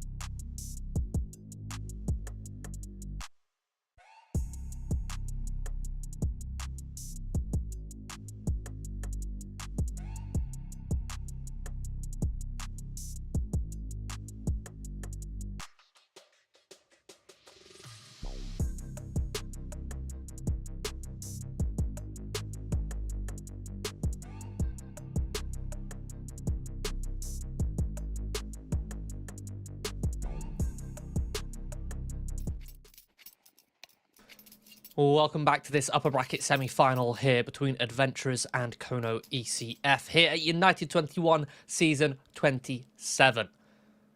We're kicking things off with a technical pause. You'll love to see it.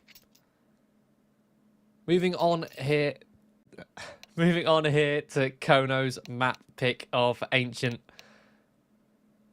We just saw them lose a lead. I mean, it felt like Adventurers stole Mirage away from Kono, despite Mirage being Adventurers' map pick. It was a 9-3 scoreline at the half in Kono's favour, and it ended 13-11.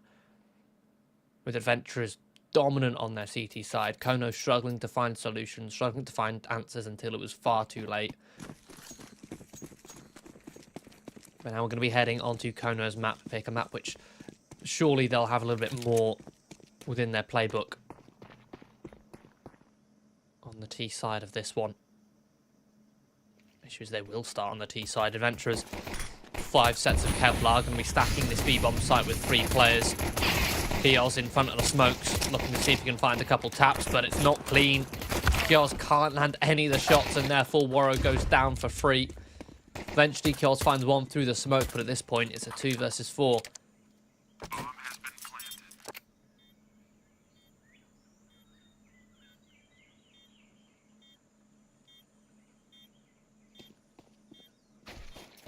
Kielsen fake reality in an awkward spot. Think down low. 10 points of health will be hunted down as Kono collect the first round.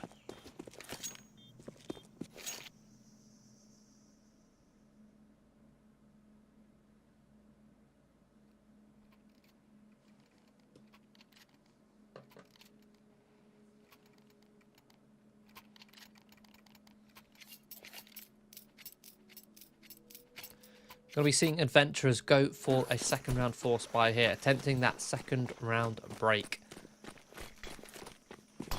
Got a couple MP9s, a couple of pistols and a scout.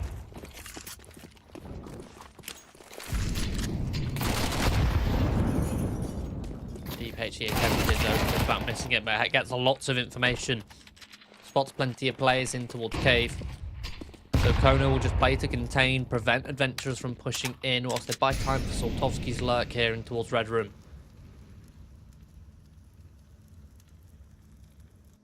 Adventurers with this 3-man hold. Gonna use it to get aggressive here in towards B. I'll clear out lane. There's a lot of information to work with. But Soltovsky has this flank held. Will hold his trigger. Wait for the right time to strike. Just about gets in towards Temple before the other CT's always going to go for a knife.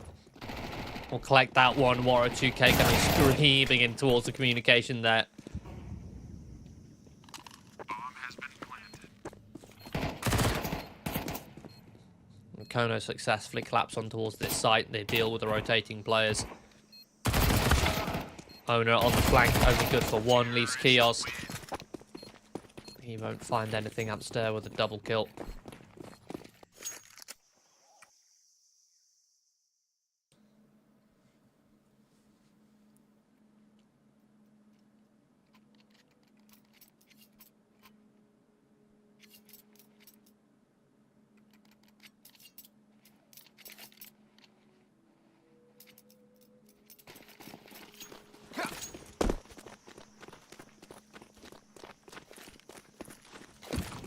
Adventurers.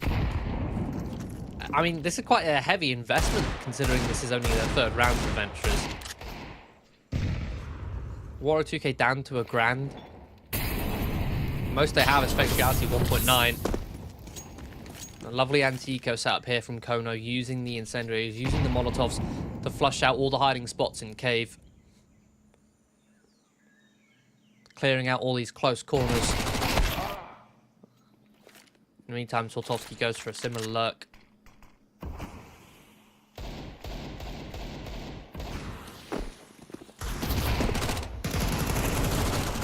Okay, control in hands, they successfully split the site, funneling their way towards long control.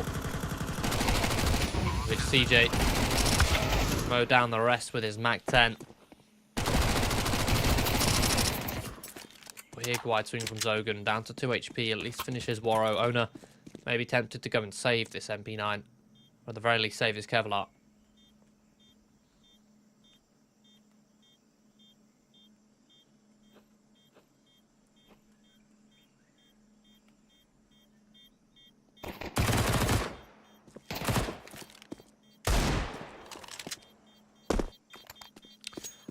Couple nice kills there from Owner.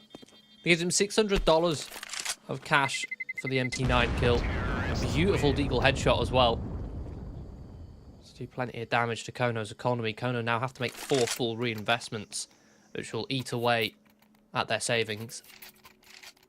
An extra $600 in Owner's pocket allows him to invest a little bit heavier. I think he had enough to drop over an AWP for Waro 2K there. Not sure how else Waro would have found one.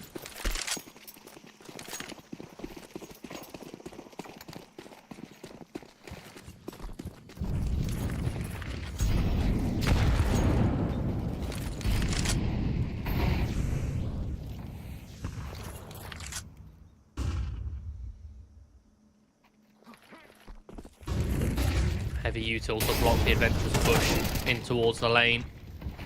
Allows Kono to set up cleanly for this B site execution. They will execute the B site defenders. Beautiful shot from Soltovsky. Needing fake reality in a 1 versus 3.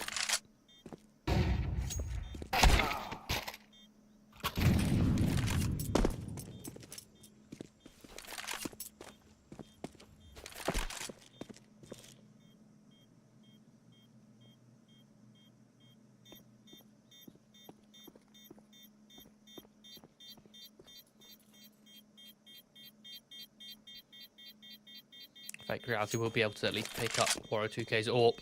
Keep that one saved, so a sniper rifle be in hand. Coming into one of the next few rounds. But again, this is clean from Kono.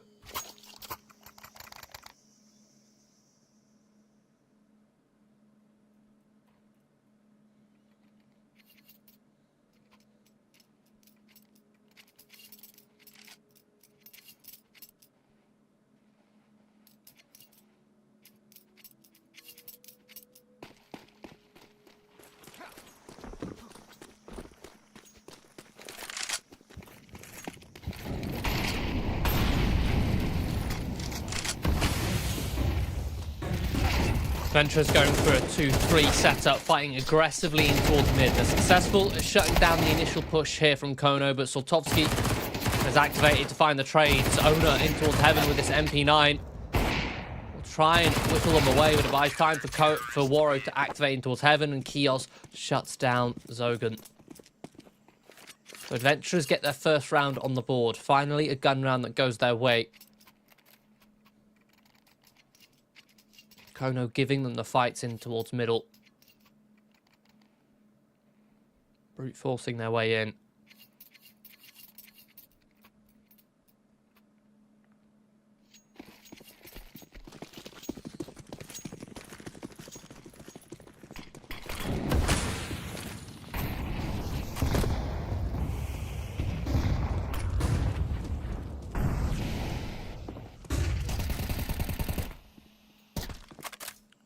Smoking towards cave.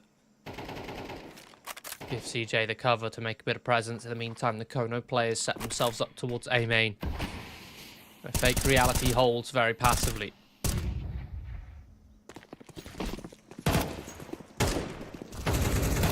Kono accelerate. They're going to be popping in. Flashes are strong. In fact, very strong. Soltovsky gets flash assist on both Svedjehead and fake reality. Both of whom are blinded.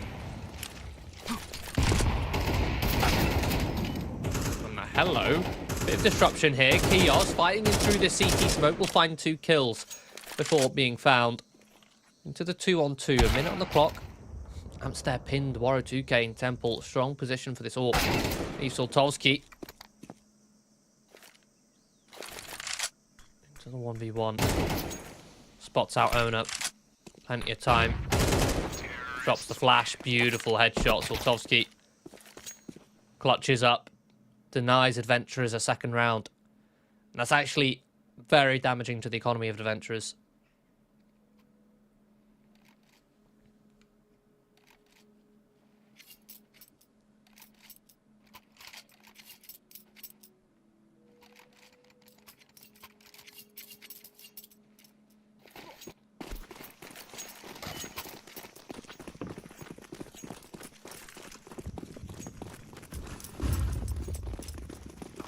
Adventurers now forcing up and they're looking to get aggressive, and oh my goodness, Fake Reality just lined up all three.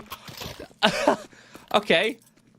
Yeah, an early start there on that round. I was, of course, sleeping at the wheel myself. Kono going for an all-in play over towards A. Again, identifying that Svedja Head and Fake Reality, the two stand-ins for Adventurers playing towards this A site. And Fake Reality swings out left-hand side and lines three of them up, hugging that left wall. Or right wall from his perspective. And just as I was mentioning how the economy was weak for Adventurers, it's now at Kono who are the ones feeling the tight pull.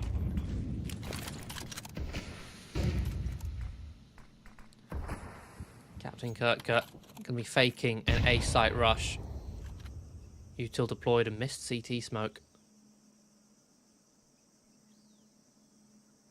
Going to be lurking out behind this one. CT smoke will be their undoing. Kios able to find two. Gets that information, sets up his teammates to finish off the rest.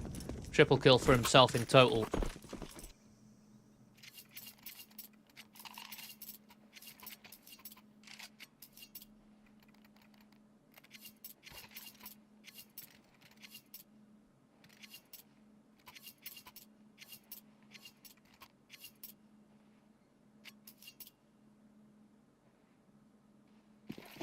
Now Kono have to eco.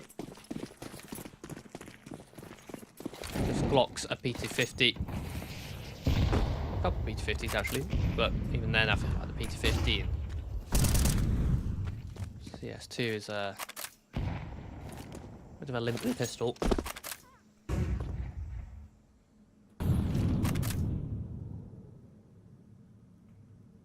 I'll just creep in towards the middle after hearing Svedja Head steps falling away, but he'll hold at range. Good for two. Nice headshot from Captain Kurtka. Kono will find a couple kills, but that's all. Again, it's still profitable for Adventurers.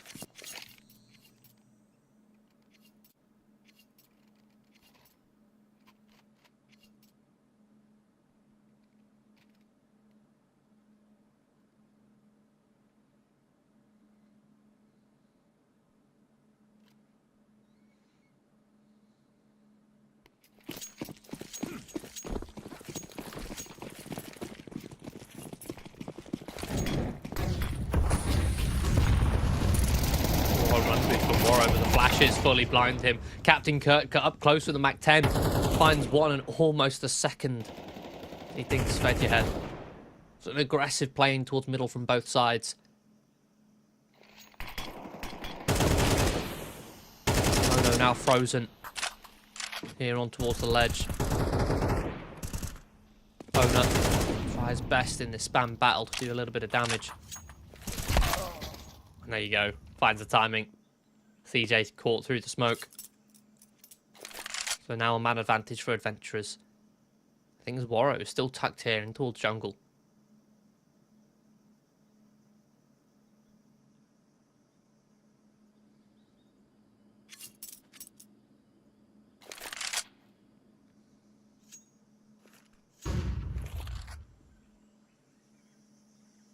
Now Kono will look to converge in towards the middle, but Warrow picks up one, even picks up the M4 to try and find the second, but is eventually traded. Does a good amount of damage to Zogan. That information passed across. Owner then activates coming through cave, and again it's a kill plus a dink. Kios will creep up behind him. 24 seconds left in the round. Both sides freeze. Kios will finish him off, tying the scoreline 5-5.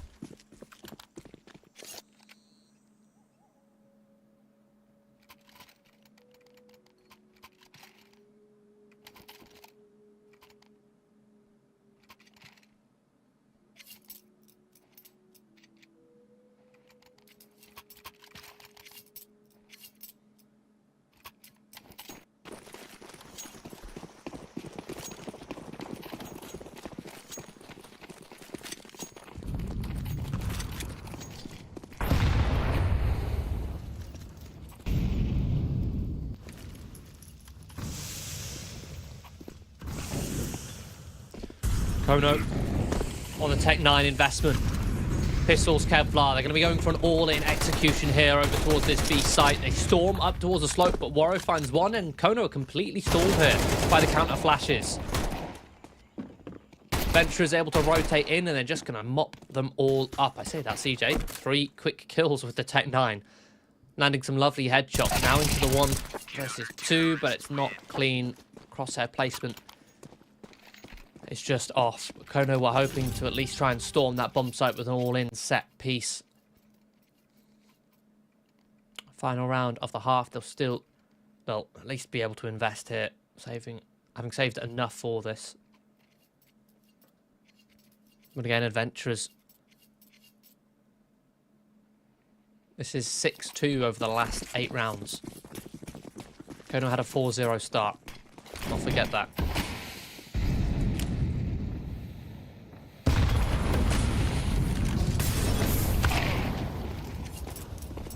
Warrow shuts down Soltovsky's approach in towards cave, denying that opening pick attempt with the AWP.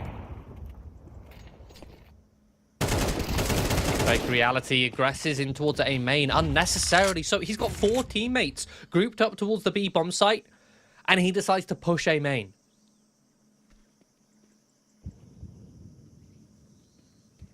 There's no trade potential behind that, and there's no way his teammates can rotate to try and cover him. So off of that single play, Adventurers lose this A site completely.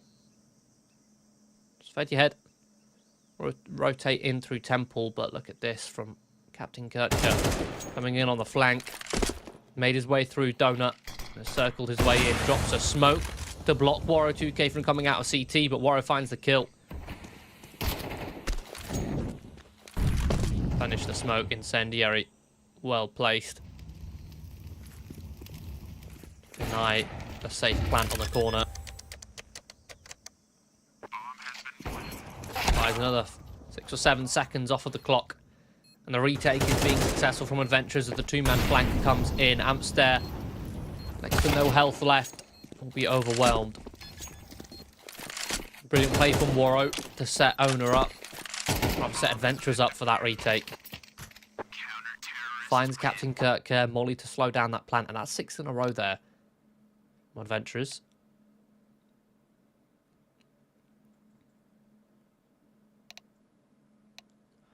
So they'll have the lead at the half.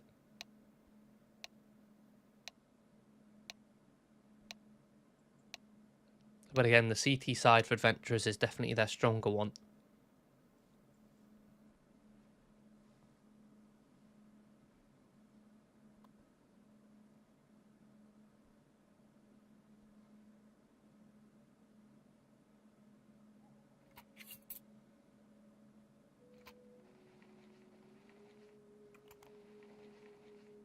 And now Adventurers will move over to the side where having stand-ins or newer players is going to be a little bit more difficult on this T side.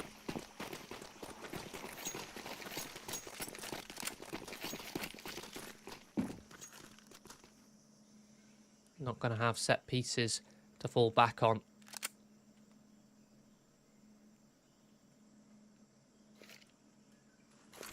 At least they brought up a decent amount of utility for this pistol. Smoking towards Red Room. Still a molly smoke and a flash left. Another smoke thrown in towards CT from outside A. Setting up for this split. Captain Kirk is tucked in towards Donut, but it's Amster who will find the 2 opening kills with the dualies. Soltovsky tried to find the timing to creep through that smoke to fight in towards default. But misses the shot, has to fall away. Svedja heading towards middle has found 2 quick kills. This is turning into a very scrappy round. Svedhead going to accelerate towards this A site through A main. Not sure if steps would be heard, but Warrow 2K coming on this flank. Soltovsky turns around. Svedhead now a minute on the clock. Looking for the ace. The molly will help him finish off Captain Kirk. Taps at range, and Svedhead will find all 5 kills for Adventurers. Giving them a very strong start here in this second half.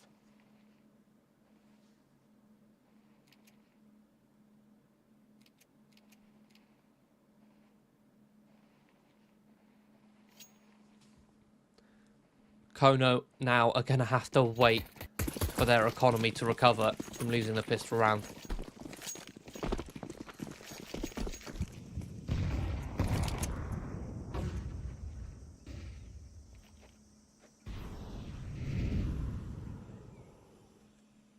So Adventurers up against pistols, they can take mid control for free, knowing there's no utility to stop them.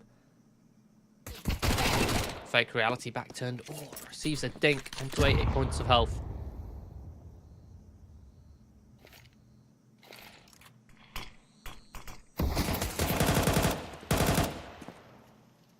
BO2K will look out these rotations. Fake reality eventually finished off. Oh my goodness. A random shot through the smoke straight up dinks Warro. In the meantime, Adventurers, they've cleared out the B-bomb site. They'll get it planted. They just have to try and lose as few weapons as possible. They allow the MAC-10 to hunt here. AK unneeded. Does not need to take that fight. Fortunately, Keels will clean it up. MAC-10. At least one of the weapons can be upgraded for the AK, but yeah, that's a rifle lost. They otherwise didn't need to.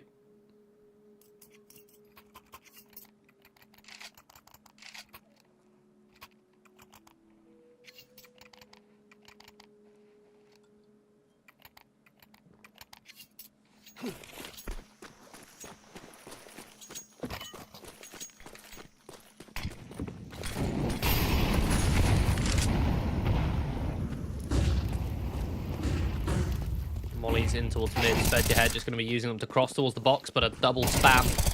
Captain Kurtka will collect 2. Owner in towards heaven. Will find some response. He make it 2. Equalizes the scoreline into the 3-on-3. But Adventurers, they're reacting towards this A site, which is where Kono are currently leaning. Fake reality trades on towards Kios, but falls in the process. Owner left in the clutch. Spotted running towards elbows. Owen can communicate that across to his teammate. Make his own rotation in towards Donut. So these 2 CTs on Kono can defend this bomb.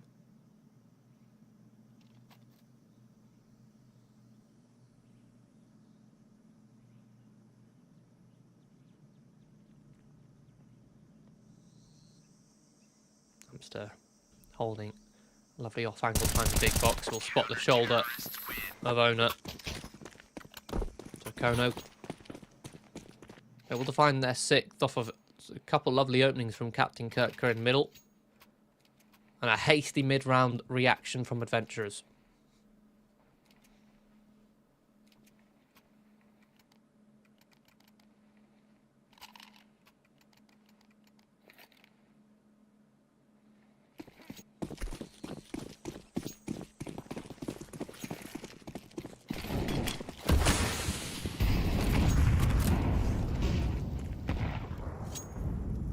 Two, 3 for Kono. Aggressive utilin towards mid, but they're going to be doubling up in towards Donut. Blocking towards Cave. Oh, nice spam tags Owner, such well timed.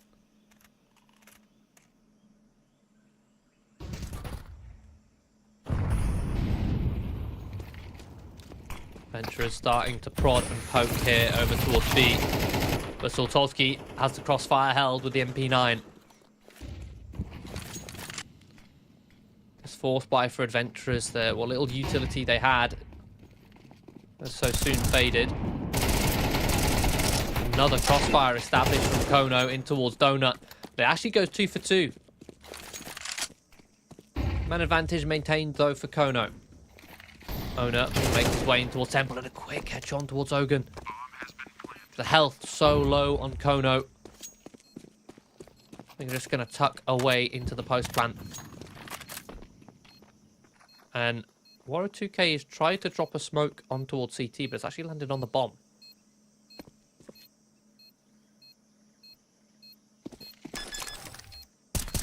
Soltovsky's actually going to stick this a full 10 seconds. Say full 10 seconds. There you go, it's gone. Is that a full 10 second?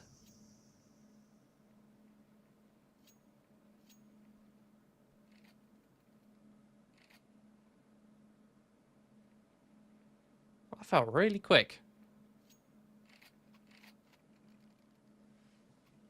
Regardless, Kono successfully retake the site. Break the bank for adventurers. We're now going to eco around Warrow's saved M4.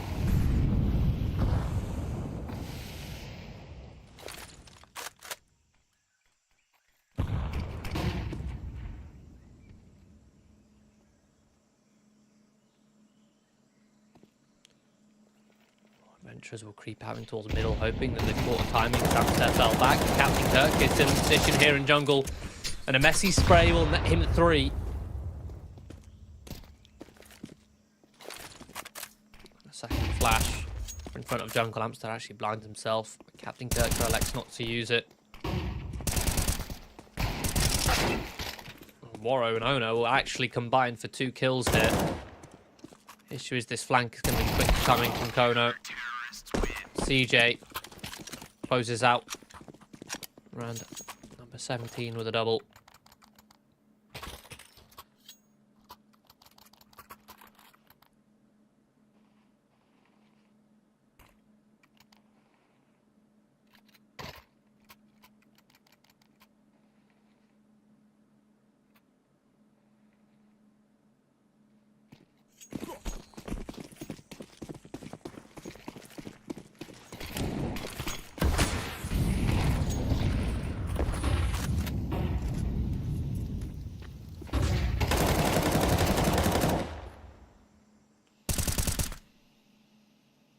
Another aggressive plane towards middle, shut down by Captain Kirk. Adventurers are struggling now to find positions on the map to perforate. Okay, collecting third.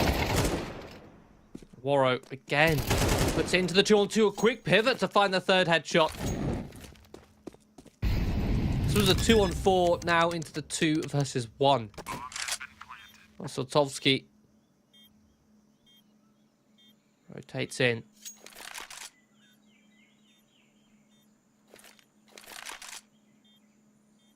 And he's going to choose to save. Kono don't have any cash left in their bank.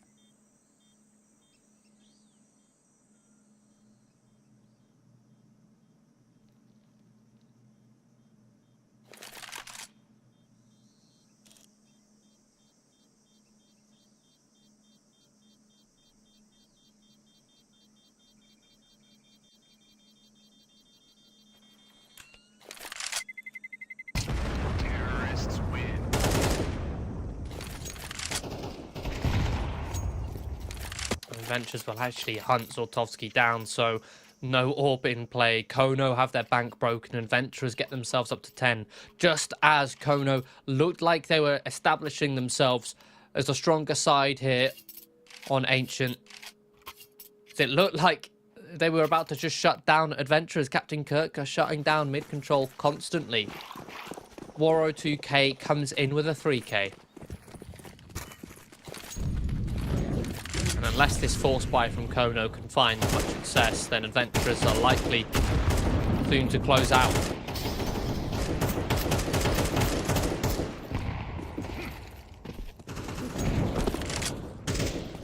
A lot of utility softening up. Soltovsky down to 10 points of health. Already with a man advantage, Captain Kirk is able to activate with this M4, this hero M4, but runs out of bullets. Fortunately, the 5.7 is there to trade. Kiel's going to be dropping a smoke in towards heaven. Going to sprint away to get the bomb. Just holding this smoke. Kono might slink away and try and save these 2 rifles. Again, this was a force buy to try and stop Adventurers getting up to 11.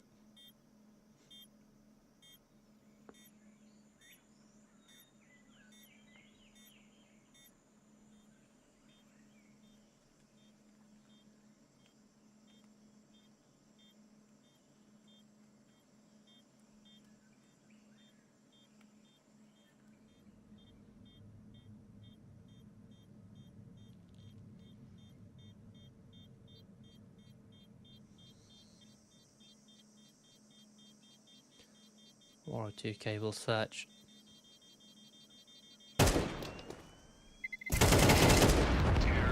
will be punished by Sultovsky. Warrow accidentally pulling the trigger there. But never mind, Adventurers up to 11.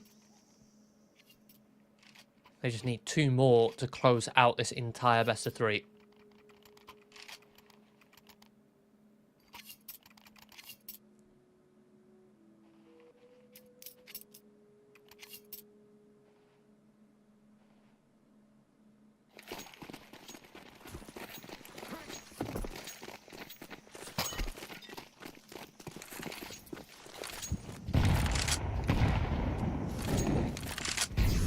Force bite. It's not even a force, it's a full eco from Kono, which are just these saved weapons. Looking to brawl in towards middle. Sultovsky and CJ are shut down by the counter flashes. Smoke deployed, and ooh, actually, Captain Kirk comes in to save the day with a couple kills. Still a 2 versus 2. The brawls, the trading from Kono and Adventurers looking oh so scrappy and back and forth. Fake Reality drops a smoke in towards Deep CT, which will stop Amster from rotating in. He's going to go towards middle. He may be able to find a rifle in towards Donut here. Picks up the AK. We'll hear the steps of Owner sprinting in towards A main. So Amster's going to search. See if he can catch Owner off guard with this early deep angle. Molly actually lands straight onto him. Fake Reality swings its Adventurers up onto match and series point here. Kono need 4 in a row to prevent Adventurers from, this time, literally stealing the map away.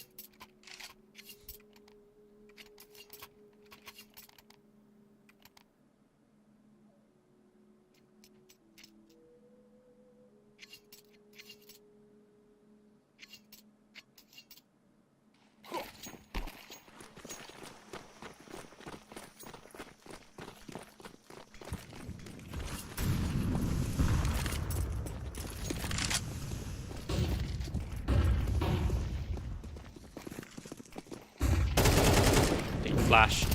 Adventurers looking to close this one out with force, but again, Captain Kirk got another multi-kill. Sultovsky comes in through towards the temple, and this entire A-site assault has been shut down. Adventurers perhaps brute forcing their way a little bit too much.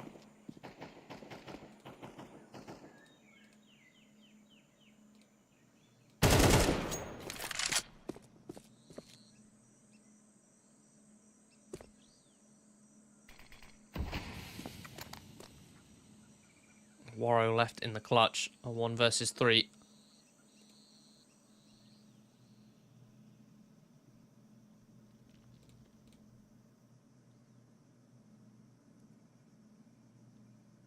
Creeping in towards Tangle. Shadow will give away his locations. Sultovsky swings, finds the headshot, and Kono stay afloat here in the upper bracket.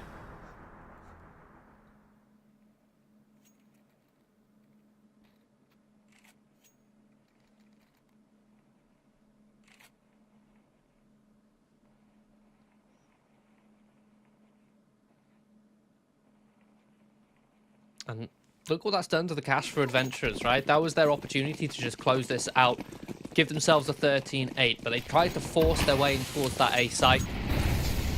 Now they're going to be forcing up again themselves. A couple Galils, couple AKs, 1 Deagle, and a weak utility. This time they're going to attempt a little bit of a later A site hit, seeing if Owner can try and pull a rotation, cause some chaos over towards B. He has drawn some of the players away, but they've still got Amster to deal with at the back of the site. A lovely off angle, but traded immediately on the swing. Sultovsky now coming in towards the donut, flushed out by this Molotov. We'll try and go for the double swing with Captain Kirk, but it's Fake Reality to step up to the plate with a double. Puts it into the 2 versus 2, and we'll tap this bomb. Not going to be committing it just yet, seeing if Kono will reveal their location. We'll commit now. Warrow still alive, which is an ever-present threat. Fake Reality needs to set up his post plant, but no, exposed completely to Donut. Warrow now into the 1 versus 1. Off angle held by Warrow, chooses to go for the fight, which Zogan will win. So Kono up onto that 10, into those double digits. They've done half the job of this comeback now. Just another half to go.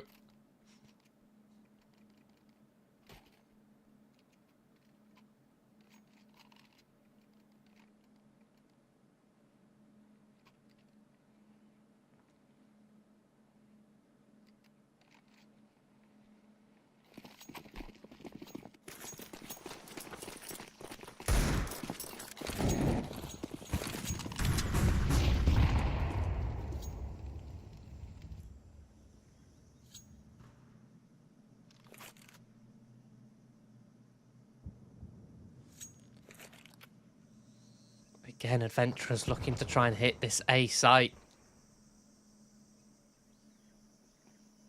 Another off angle held by Amps there. Domed again by Fake Reality. But it's Captain Kirk with the MP9. Again, another Deagle headshot.